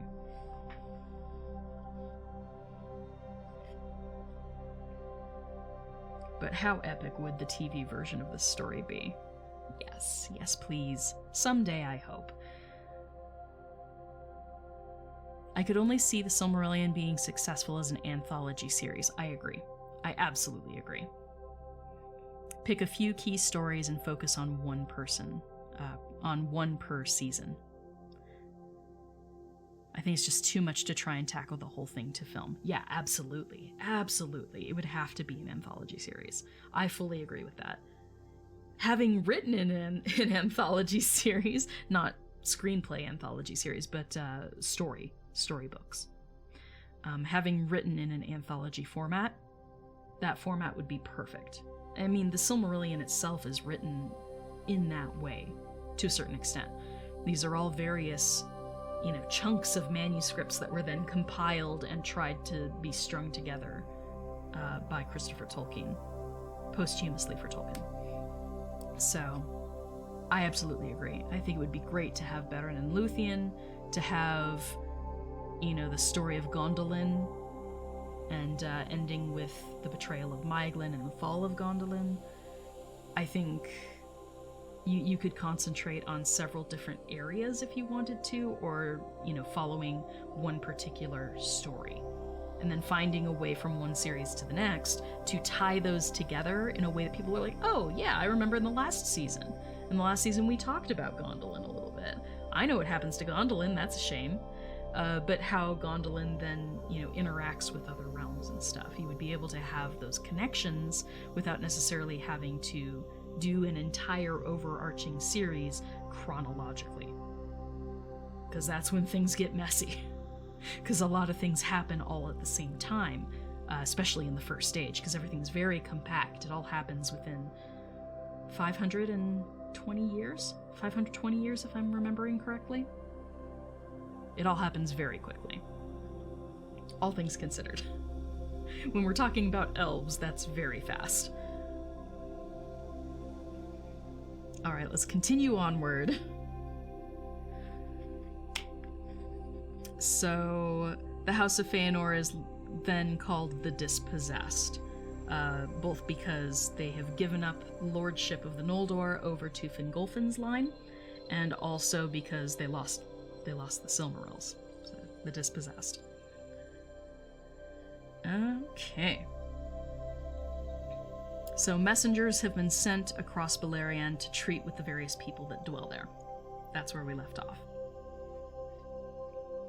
Now King Thingol welcomed, not with a full heart, the coming of so many princes in might out of the west, eager for new realms.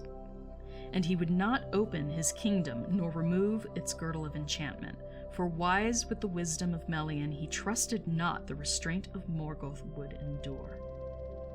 Alone of the princes of the Noldor, those of Finarfin's house were suffered to pass within the confines of Doriath, for they could claim close kinship with King Thingol himself, since their mother was Eärwen of Alqualonde, Olwë's daughter.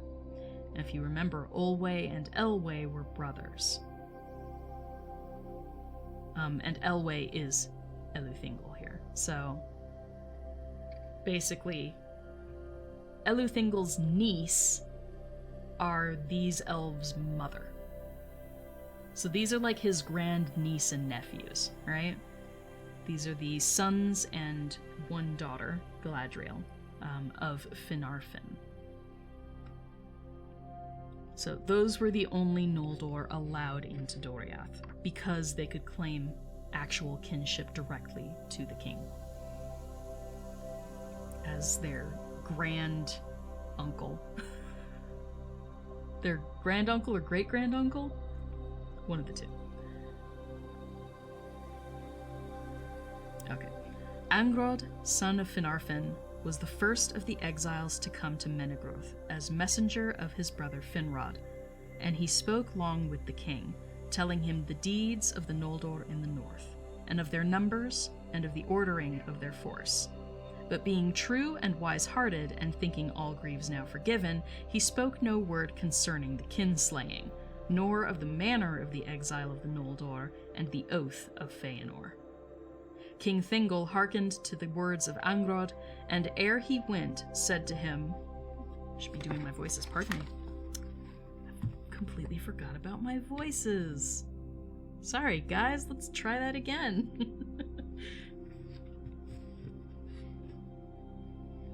I'm like, oh, I forgot my voices. I'll say this part again.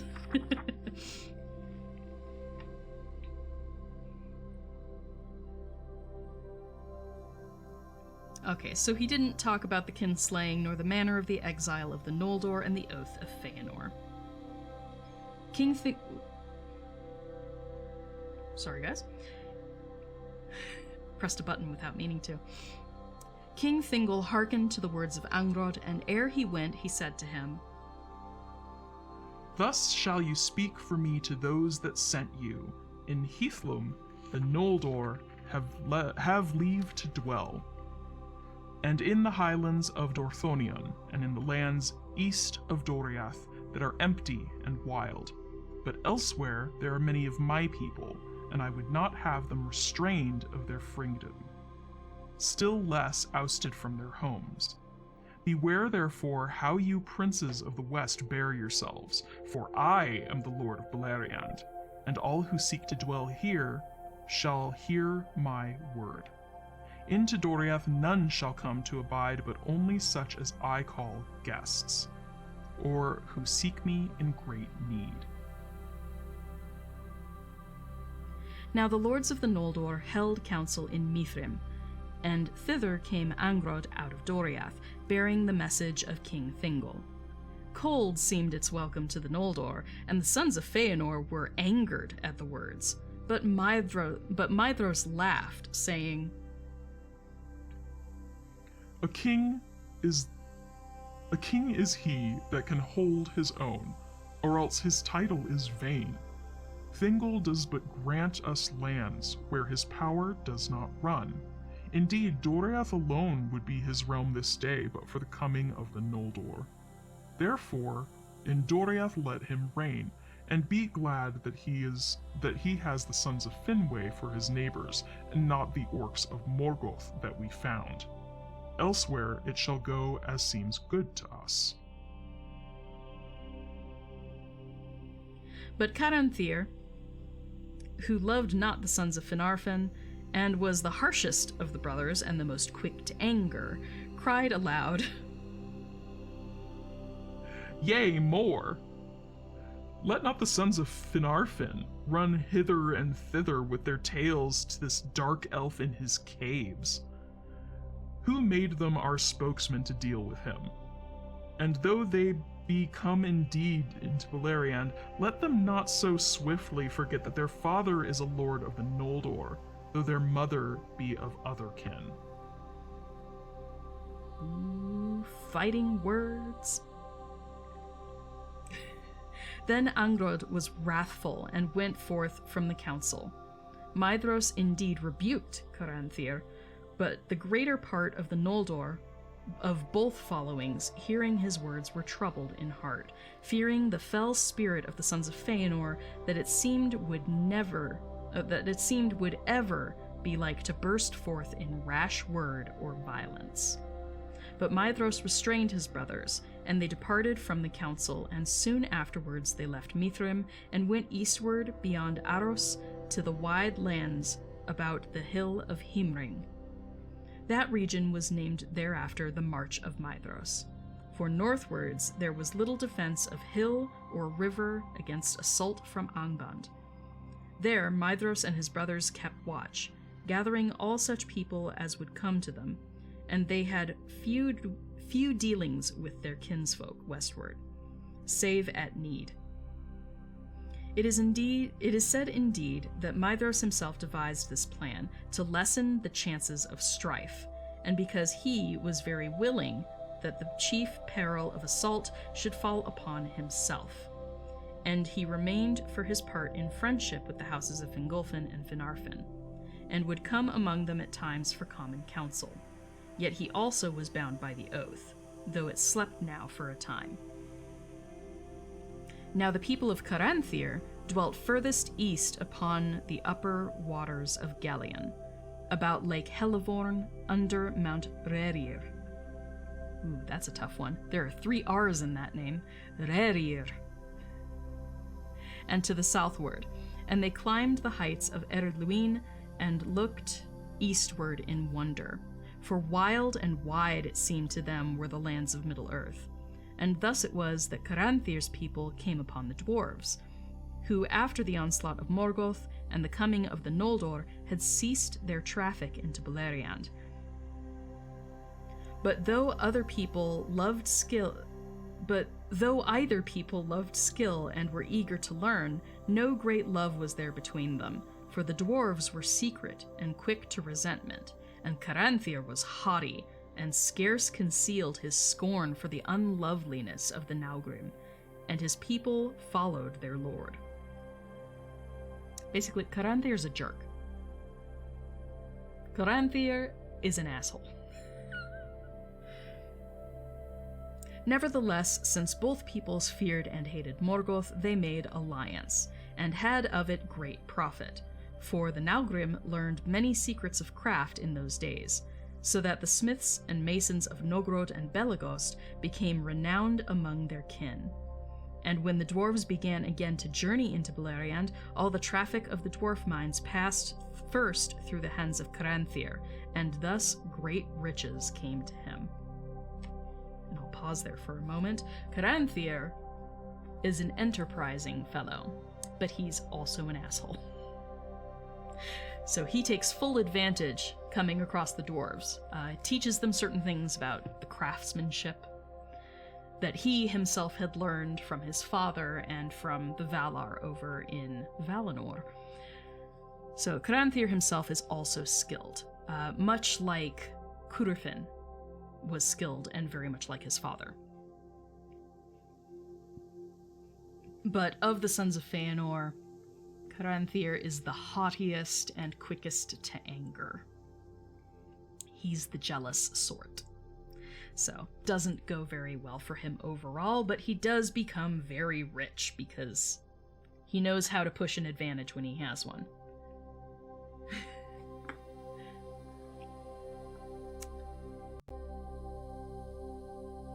Okay, question in chat.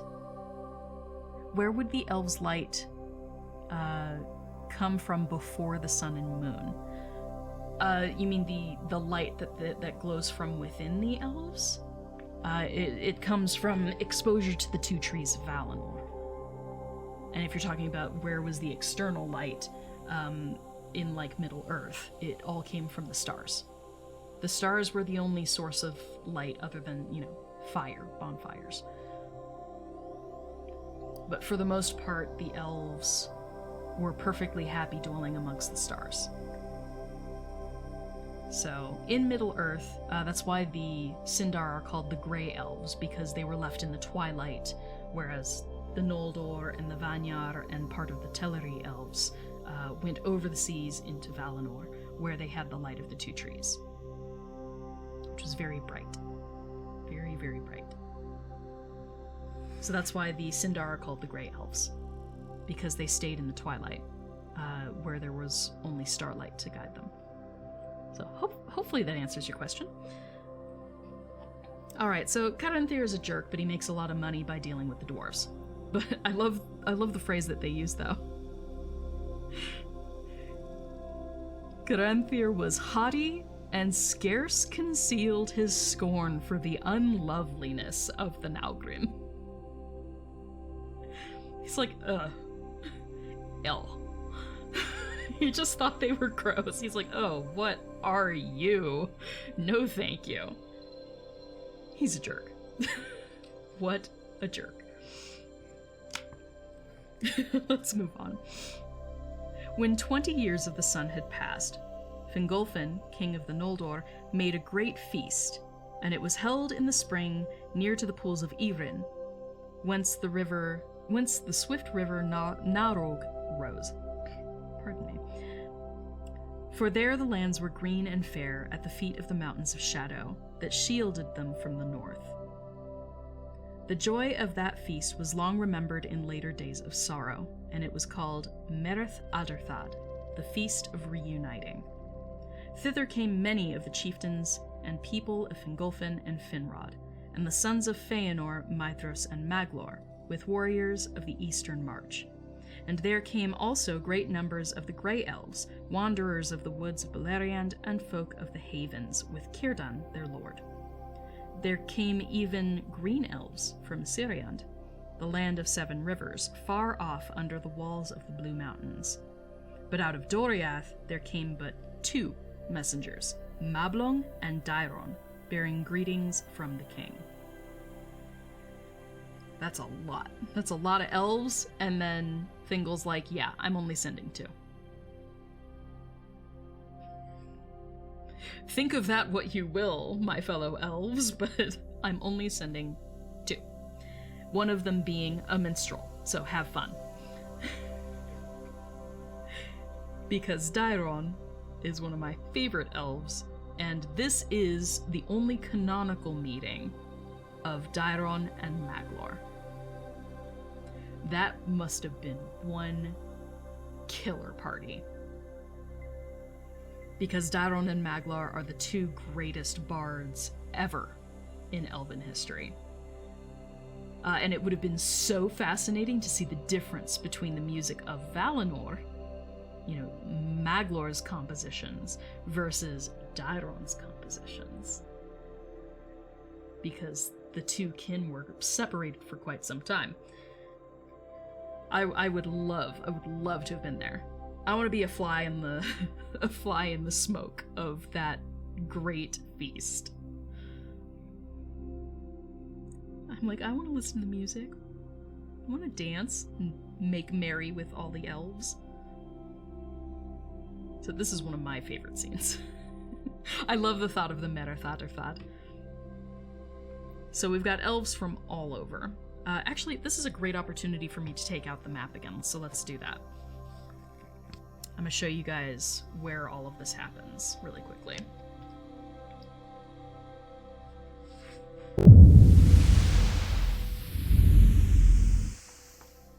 Oop, that's upside down. Alright, zoom out a bit. There we go. Alright, so we already talked about Hithlum and Mithrim. This is where the host of Fingolfin took up residence, especially along Ered Wethrin, which is where they could see Angband and Thangorodrim up here, just off the map.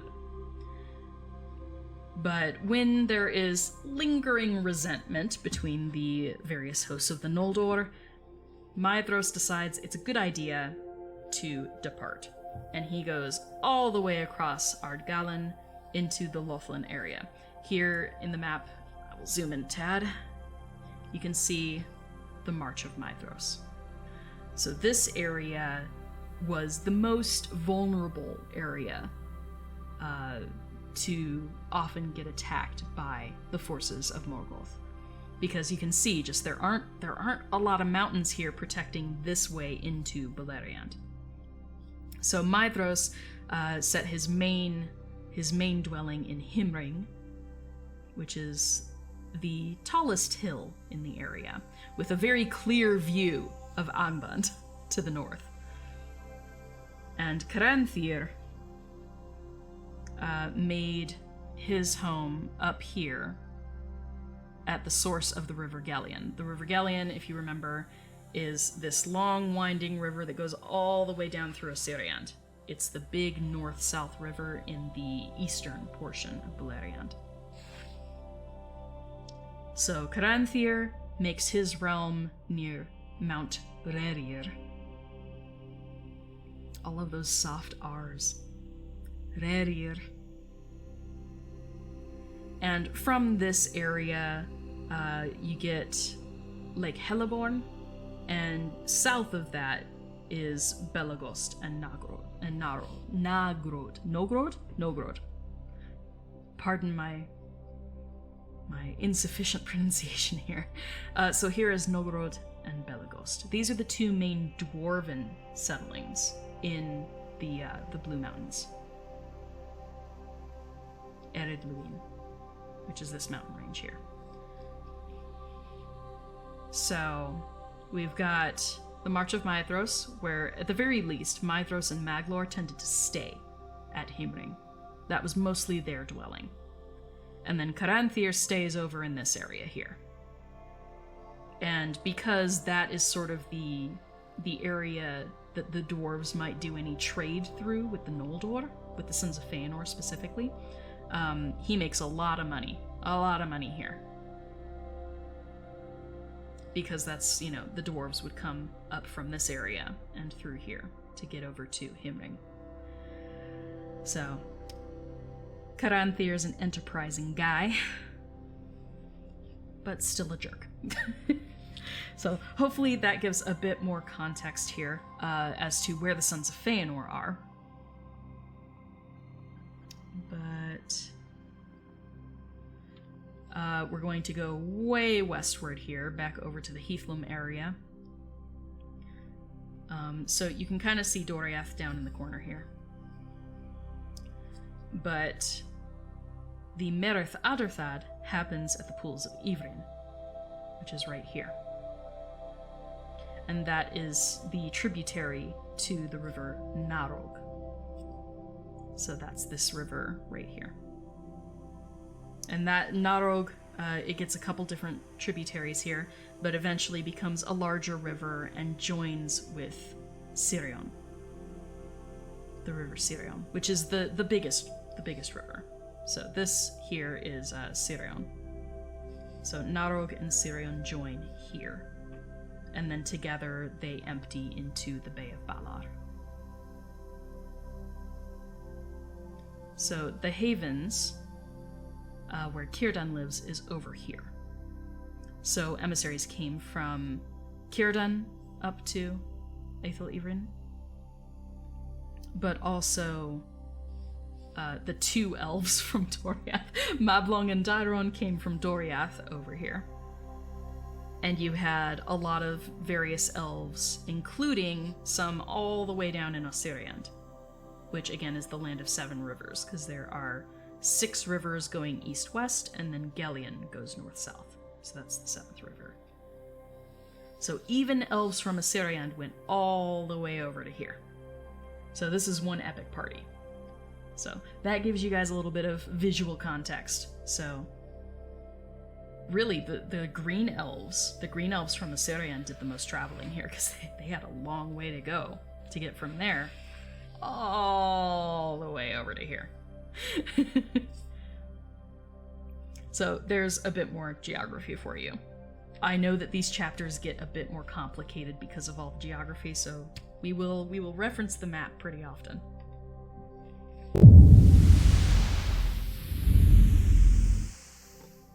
Okay, back to the rest of the book. We gotta finish this chapter.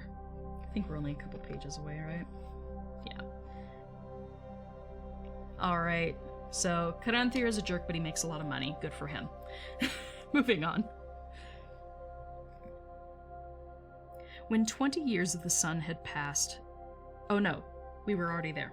That's the Merith Adorthad, we talked about that. But out of Doriath there came but 2 messengers, Mablung and Dairon, bearing greetings from the king. At Merith Adorthad many counsels were taken in goodwill, and oaths were sworn of league and friendship. And it is told that at this feast the tongue of the Grey Elves was most spoken even by the Noldor, for they learned swiftly the speech of Beleriand, whereas the Sindar were slow to master the tongue of Valinor. The hearts of the Noldor were high and full of hope, and to many among them it seemed that the words of Feanor had been justified, bidding them seek freedom and fair kingdoms in Middle-earth. And indeed there followed after long years of peace, while their swords fenced Beleriand from the ruin of Morgoth, and his power was shut behind his gates. In those days there was joy beneath the new sun and moon, and all the land was glad, but still the shadow brooded in the north. And when again 30 years had passed, Turgon, son of Fingolfin, left Nevrast, where he dwelt, and sought out Finrod, his friend, upon the Isle of Tol Sirion. Remember that Sirion is that big river in the center of Beleriand. Tol Sirion is it's a little island in the middle of the river, and that's up where those 2 mountain passes meet, and there's just a little line between them. So Sirion passes through those 2 mountain ranges, and that's where it gains a lot of its tributaries. But there's an island there, and that's where Tol Sirion is. And that is currently where Finrod is. Okay. So Turgon, son of Fingolfin, left Nevrast, where he dwelt, and sought out Finrod, his friend, upon the island of Tol Sirion. And they journeyed southward along the river, being weary for a while of the northern mountains.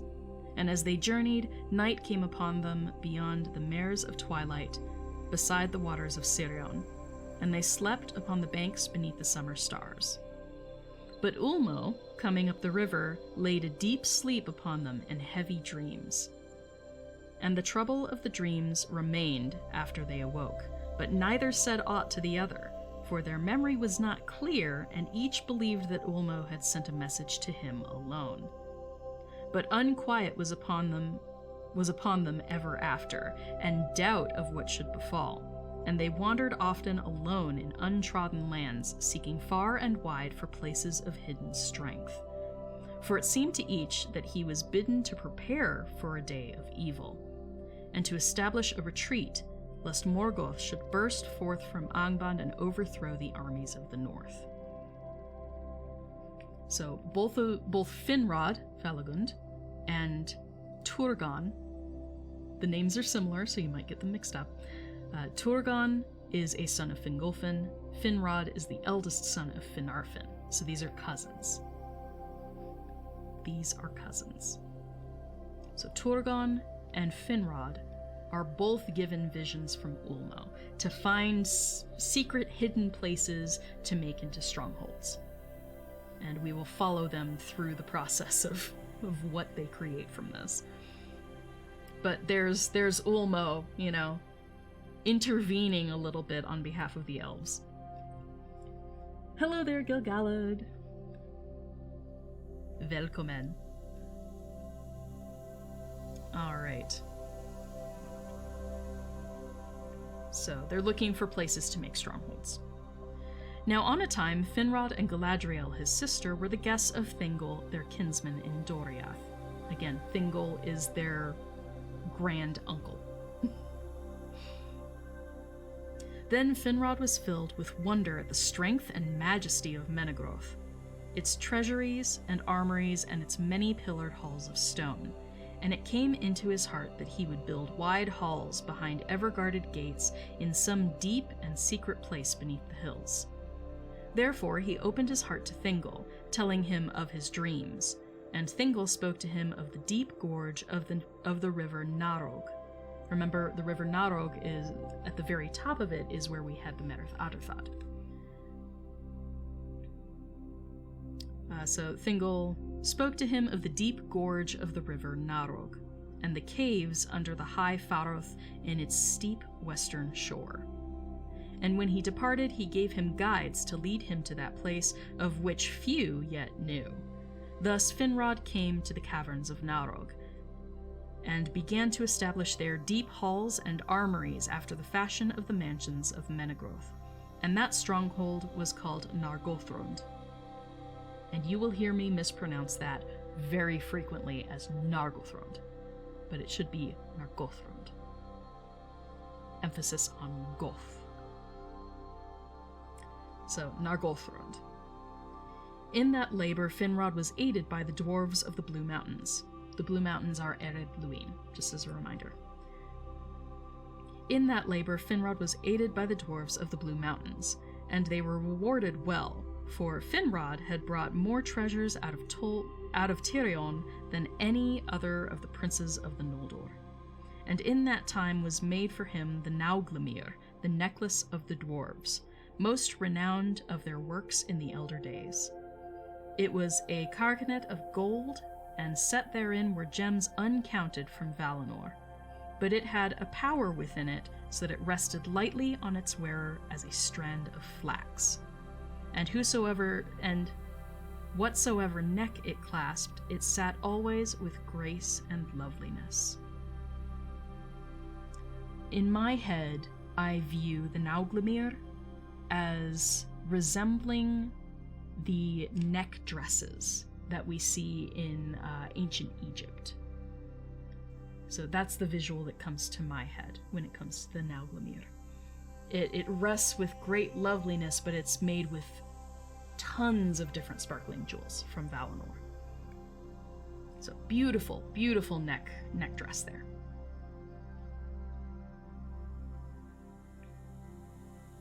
There in Nargothrond, Finrod made his home with many of his people, and he was named in the tongue of the dwarves Felagund, hewer of caves. And that name he bore thereafter until his end. But Finrod Felagund was not the first to dwell in the caves beside the river Narog. Galadriel, his sister, went not with him to Nargothrond, for in Doriath dwelt Celeborn, kinsman of Thingol, and there was a great love between them. Therefore she remained in the Hidden Kingdom and abode with Melian, and of her learned great lore and wisdom concerning Middle-earth. So that's a fun thing to note, that Galadriel and Melian are besties now, and that Galadriel met Celeborn, who is a kinsman of King Thingol, in Doriath. So a great love was between them. Aww. Hearts. So that told us a bit about how Finrod handled his dreams, but we can also talk about Turgon now. So Galadriel learns great lore and wisdom concerning Middle-earth from Melian. But Turgon remembered the city set upon a hill, Tirion the Fair, with its tower and tree, and he found not what he sought, but returned to Nevrast, and sat in peace in Vinyamar by the shores of the sea. And in the next year Ulmo himself appeared to him, and bade him go forth again alone into the Vale of Sirion. And Turgon went forth, and by the guidance of Ulmo he discovered the hidden Vale of Tumladen in the encircling mountains, in the midst of which there was a hill of stone. And this he spoke to none as of yet, but returned once more to Nevrast, and there began in secret councils. And there began in his secret councils to devise the plan of a city after the manner of Tirion upon Tuna, for which his heart yearned in exile. So, while Finrod Felagund was greatly inspired by the caves of Menegroth, Menegroth being the Thousand Caves, which is the main dwelling in Doriath, made in collaboration with the dwarves. The elves and the dwarves worked together to make Menegroth in Doriath. So, inspired by that dwelling, he made his own dwelling under the Narog River in the caverns there. So he made it to look resembling Menegroth. But Turgon, to compare and contrast, Turgon remembered Tirion on Tuna, which is the dwelling that the Noldor had over in Valinor, and he wanted to replicate that. And so eventually Ulmo leads him through the mountains, the encircling mountains, and I'll show you the map again, to find the land that is then later turned into Gondolin. So let me bring up the map again, show it off.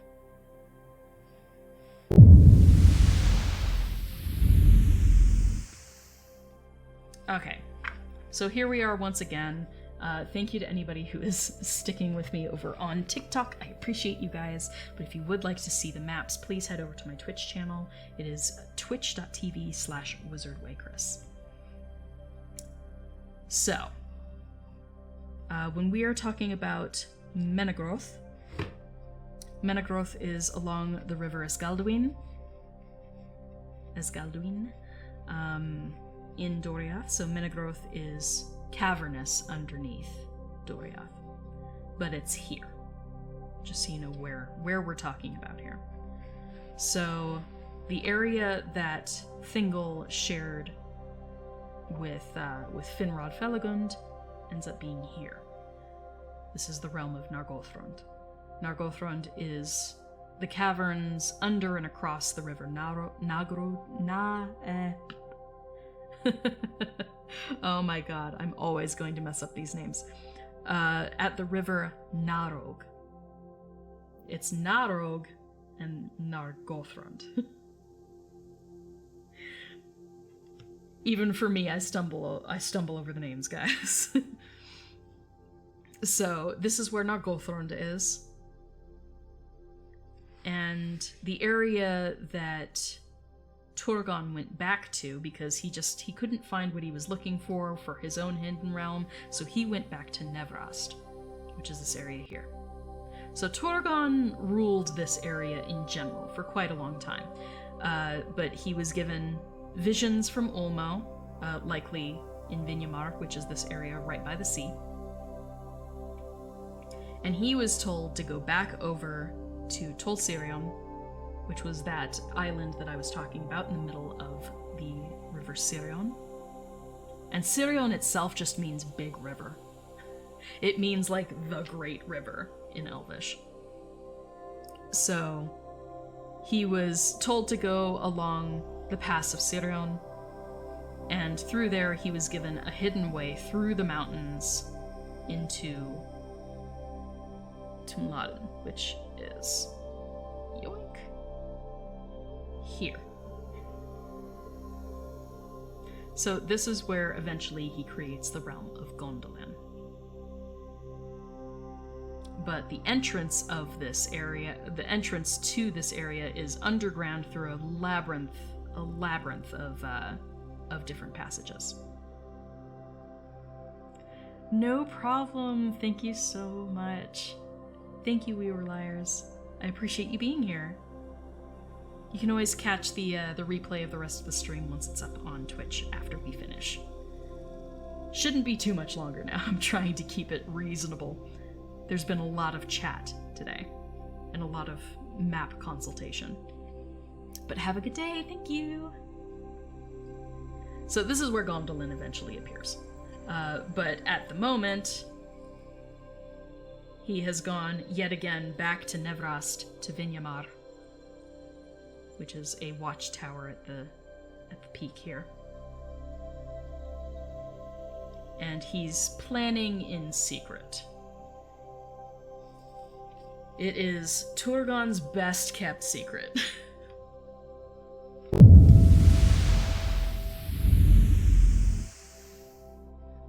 Alright, back to the story.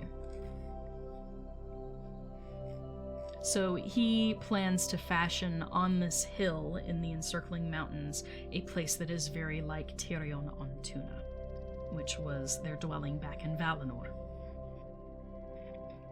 Now Morgoth, believing the report of his spies that the lords of the Noldor were wandering abroad with little thought of war, made trial of the strength and watchfulness of his enemies. Once more, with little warning, his might was stirred, and suddenly there were earthquakes in the north, and fire came from fissures in the earth, and the iron mountains vomited flame, and orcs poured forth across the plain of Ardgalan. Thence they thrust down the pass of Sirion in the west, and in the east they burst through the land of Maglor, in the gap between the hills of Maedhros and the outliers of the Blue Mountains. But Fingolfin and Maedhros were not sleeping, and while others sought out the scattered bands of orcs that strayed in Beleriand and did great evil that came upon the main host. Wait, oh my gosh. I'm mixing things up. I'm skipping lines. No! Okay, so the orcs passed through the March of Maedhros area that we were talking about, and also the Pass of Sirion, which was that pass between the mountains that we were also just talking about. But Fingolfin and Maedhros were not sleeping, and while others sought out the scattered bands of orcs that strayed in Beleriand and did great evil, they came upon the main host from either side as it was assaulting Dorthonion, which is that main section in the very middle of the map where there's a sort of raised area.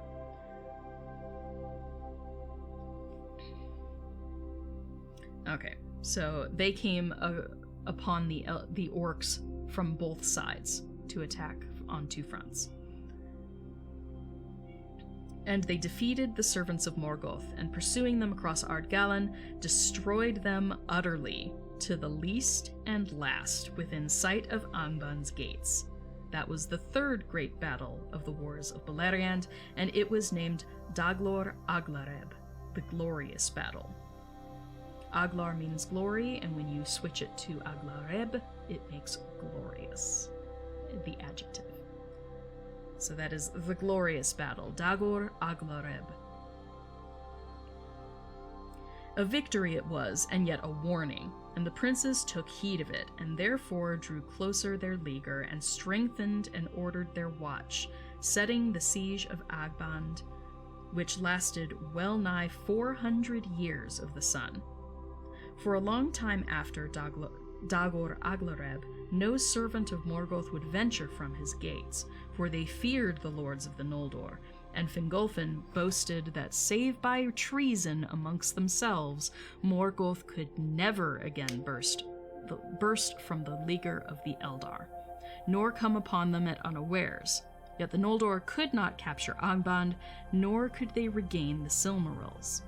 And war never wholly ceased in that time of the siege, for Morgoth devised new evils, and ever and anon he would make trial of his enemies. Nor could the stronghold of Morgoth ever wholly encircled, for the Iron Mountains, from whose great curving wall the towers of Thangorodrim were thrust forward, defended it upon either side, and were impassable to the Noldor, because of their snow and ice. Thus, in his rear and to the north, Morgoth had no foes, and by that way his spies at times went out, and came by devious routes into Beleriand. And desiring above all to sow fear and disunion among the Eldar, he commanded the orcs to take alive any of them that they could, and bring them bound to Angband. And some he so daunted by the terror of his eyes that they needed no chains more, but walked ever in fear of him, doing his will wherever they might be. Thus Morgoth learned much of all that had befallen since the rebellion of Feanor, and he rejoiced, seeing therein the seed of many dissensions among his foes. So Morgoth orders the orcs to bring anyone they can back to Angband, so that he can terrorize them to the point that he can basically mind control them. Because Melkor's very, very powerful. Melkor/Morgoth. Same guy. Super powerful. And still having quite a good deal of his power and influence over lesser minds, right? He's a very persuasive guy. But out of fear and terror, the elves that he captures and then releases again still go forth and, fearing for their own lives and for the lives of everyone they care for, report back to him. So this is how Morgoth gets his intel, which is sad but true. Alright, last section here. When nearly 100 years had run since the Dagor Aglareb, Morgoth endeavored to take Fingolfin at unawares, for he knew of the vigilance of Maedhros. And he sent forth an army into the White North, and they turned west and again south, and came down the coast to the Firth of Drengist, by the route that Fingolfin followed from the grinding ice. So this is the far western front. So right where the elves came... Oh, sorry, on the other screen's this way. Right where the elves came down the coast into Beleriand. So that is where Morgoth sent his host. By the route that Fingolfin followed from the grinding ice. Thus they would enter into the realm of Hithlum from the west, but they were espied in time, and Fingon fell upon them among the hills at the head of the Firth, and most of the orcs were driven into the sea. This was not reckoned among the great battles, for the orcs were not in great number, and only a part of the people of Hithlum fought there. But thereafter there was peace for many years, and no open assault from Angband, for Morgoth perceived now that the orcs unaided were no match for the Noldor, and he sought in his heart for new counsel. Again, after 100 years, Glaurung, the first of the Urloki, the fire drakes of the north, issued from Angband's gates by night. He was yet young and scarce half grown, for long and slow is the life of the dragons, but the elves fled before him to Eredwethren and Dorthonion in dismay. And he defiled the fields of Ardgalan. Then Fingon, prince of Hithlum, rode against him with archers on horseback, and hemmed him round with a ring of swift riders, and Glaurung could not endure their darts, being not yet come to his full armory, and he fled back to Angband, and came not forth again for many years. Fingon won great praise, and the Noldor rejoiced, for few foresaw the full meaning and threat of this new thing. But Morgoth was ill-pleased that Glaurung had disclosed himself over soon. And after his defeat, there was a long peace of well-nigh 200 years. In all that time, there were but affrays on the marches, and all Beleriand prospered and grew rich.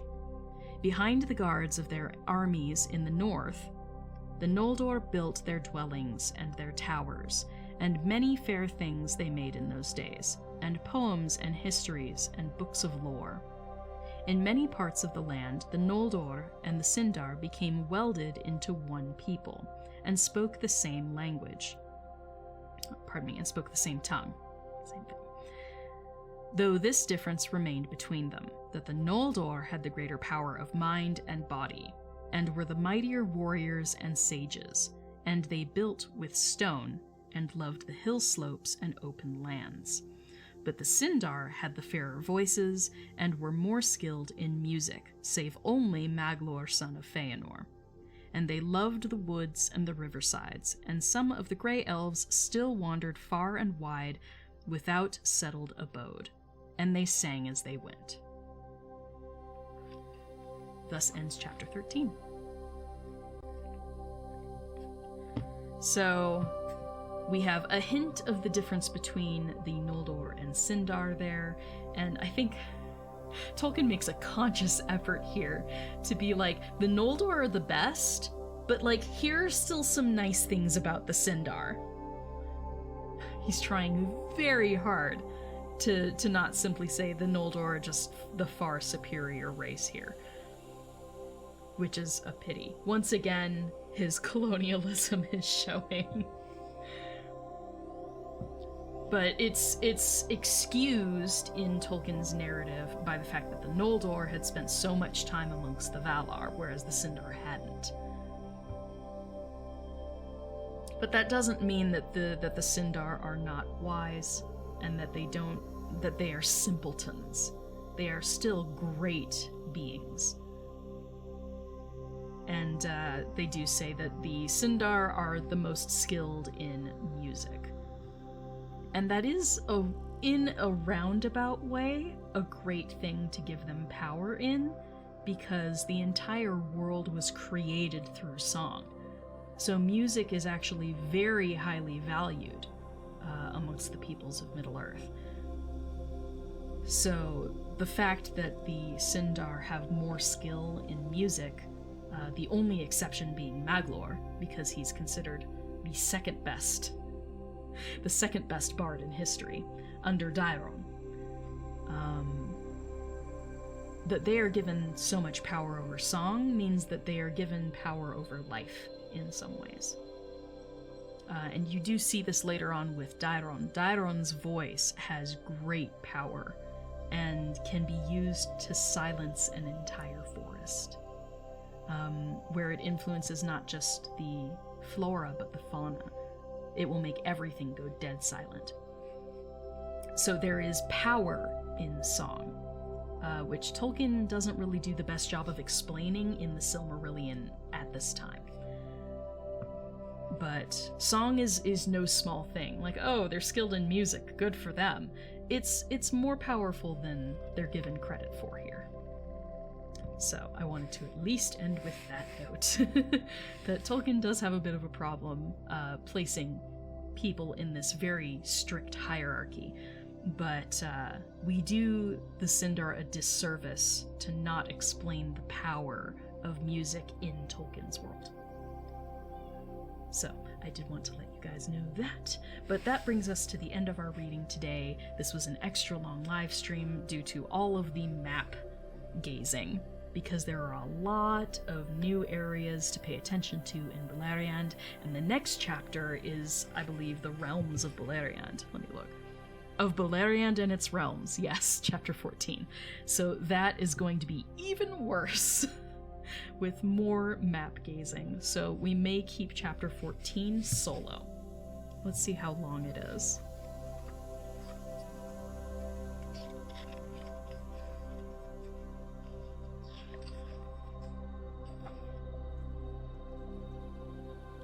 Let's see, and Noldor and Beleriand is the next one? We might be able to pair it with chapter 15. So it depends on how quickly we get through chapter 14. Because that is nothing but geography. It's all about the realms of Beleriand. So that one will take a lot of map gazing and just looking at the details to try and help you guys get a full sense of the world without feeling completely overwhelmed by it. Because all of the names are in Elvish. And so if you don't understand the Elvish language, which no one can really expect you to at this point, it's difficult to remember what place is what. And where each of the various families of elves is dwelling at any period of time. So I will help you guys understand all of that next time when we cover the realms of Beleriand, and if we get through that, we'll go to the Noldor. Because that is the chapter after that. It is of the Noldor in Beleriand. So that will go more into the construction of Gondolin, I believe. So lots of geography in these chapters. This is why the Silmarillion reads like a history book. So we'll get through it slowly. You have me here to help you. Next stream will be 2 weeks from today, because next week I will be gone. I will be out of state and nowhere near my streaming equipment. So I am taking a week off. My website will be going live on the 20th, though, and that's the day that I leave on my vacation. So happy full moon to everybody in advance. I will try to do an informal stream just for fun over on my Twitch channel in between now and then, before I leave. Probably just some gaming fun, maybe some calligraphy. We'll just have some fun with it. Yes, thank you so much for being here. I appreciate you being here, Wolverglitter. I love you guys. But definitely take it easy with the Silmarillion. If you haven't read or listened to the other chapters thus far, you can take that opportunity to go back and rewatch the streams. They should be available on my Twitch channel. Perhaps not all of them, but at least the last few chapters. So definitely check those out if you need to, and we will continue with chapter 14 and 15 next time. So, exciting stuff. In the meantime, please keep an eye on my website, which is www.elfboy.com. That's elf-boi.com. Okay? elf-boi.com. If you go there now, it will take you to a page where you can sign up for the newsletter. If you do that, you will automatically get an email when the site goes live. So that'll remind you, and I do have a blog post already prepped that is a complete guide to the website, where you can find what. And I explain, the various RSS feeds that you can subscribe to if you do that sort of thing, if you have an RSS feed reader, rather. If you have Feeder app or something like that, you can activate your Feeder app to populate my various blog posts, if you want to. It is completely optional. All of the important stuff will be sent through the newsletter, so be sure to sign up for that. But the Lord of the Rings essential oils are going to be open for pre-order on the 20th when the site goes live, and there will also be new merch for you guys to explore. So please enjoy that. I'm really proud of all the hard work I've done on my website, so hopefully you guys really enjoy it. Everybody, please take care. It is not launched yet. Not launched yet. But it will be launched on the 20th, so 4 days from now. That's my goal. I'm working very hard on it. Just finishing up some of the email automations so that when you guys sign up for things or when you purchase something, you get a nice email saying thank you, that sort of stuff. It's all the tedious stuff in the background that I'm messing with at this point. Everything is, for the most part, designed and already populated in the website. So, thank you so much. I'm feeling good. Yesterday I also did my first interview with a news source as a Tolkien talker, so that's exciting too. That probably won't come out for a couple weeks, but I will certainly let you guys know when that article goes live. It is not only me who was interviewed, but also Don Marshall, so Don Marshall 72, and New Betta Do Betta. So 2 amazing content creators here on TikTok. So very much appreciate Don for including me in this interview. And really excited for that to come out in a few weeks. So definitely head over to the website, www.elf-boi.com. Sign up for that newsletter. You will get automatically notified when the site goes live on, I believe is it Tuesday? Wednesday? Wednesday. I think it's Wednesday. But it's the 20th. It's the day of the full moon, if that makes it easier for people to remember. It's the day of the full moon. So thank you guys so much for joining me. I'm going to say goodbye to my Twitch stream now. Thank you guys. I will see you in 2 weeks, where we will be doing chapters 14 and hopefully 15 as well. A lot more geography to cover, but these are all fun details that add a lot more depth to the lore that we then see in further stories like Lord of the Rings. So hopefully I will see you guys then. Everybody please take care, and I'll see you guys next time. Bye everybody!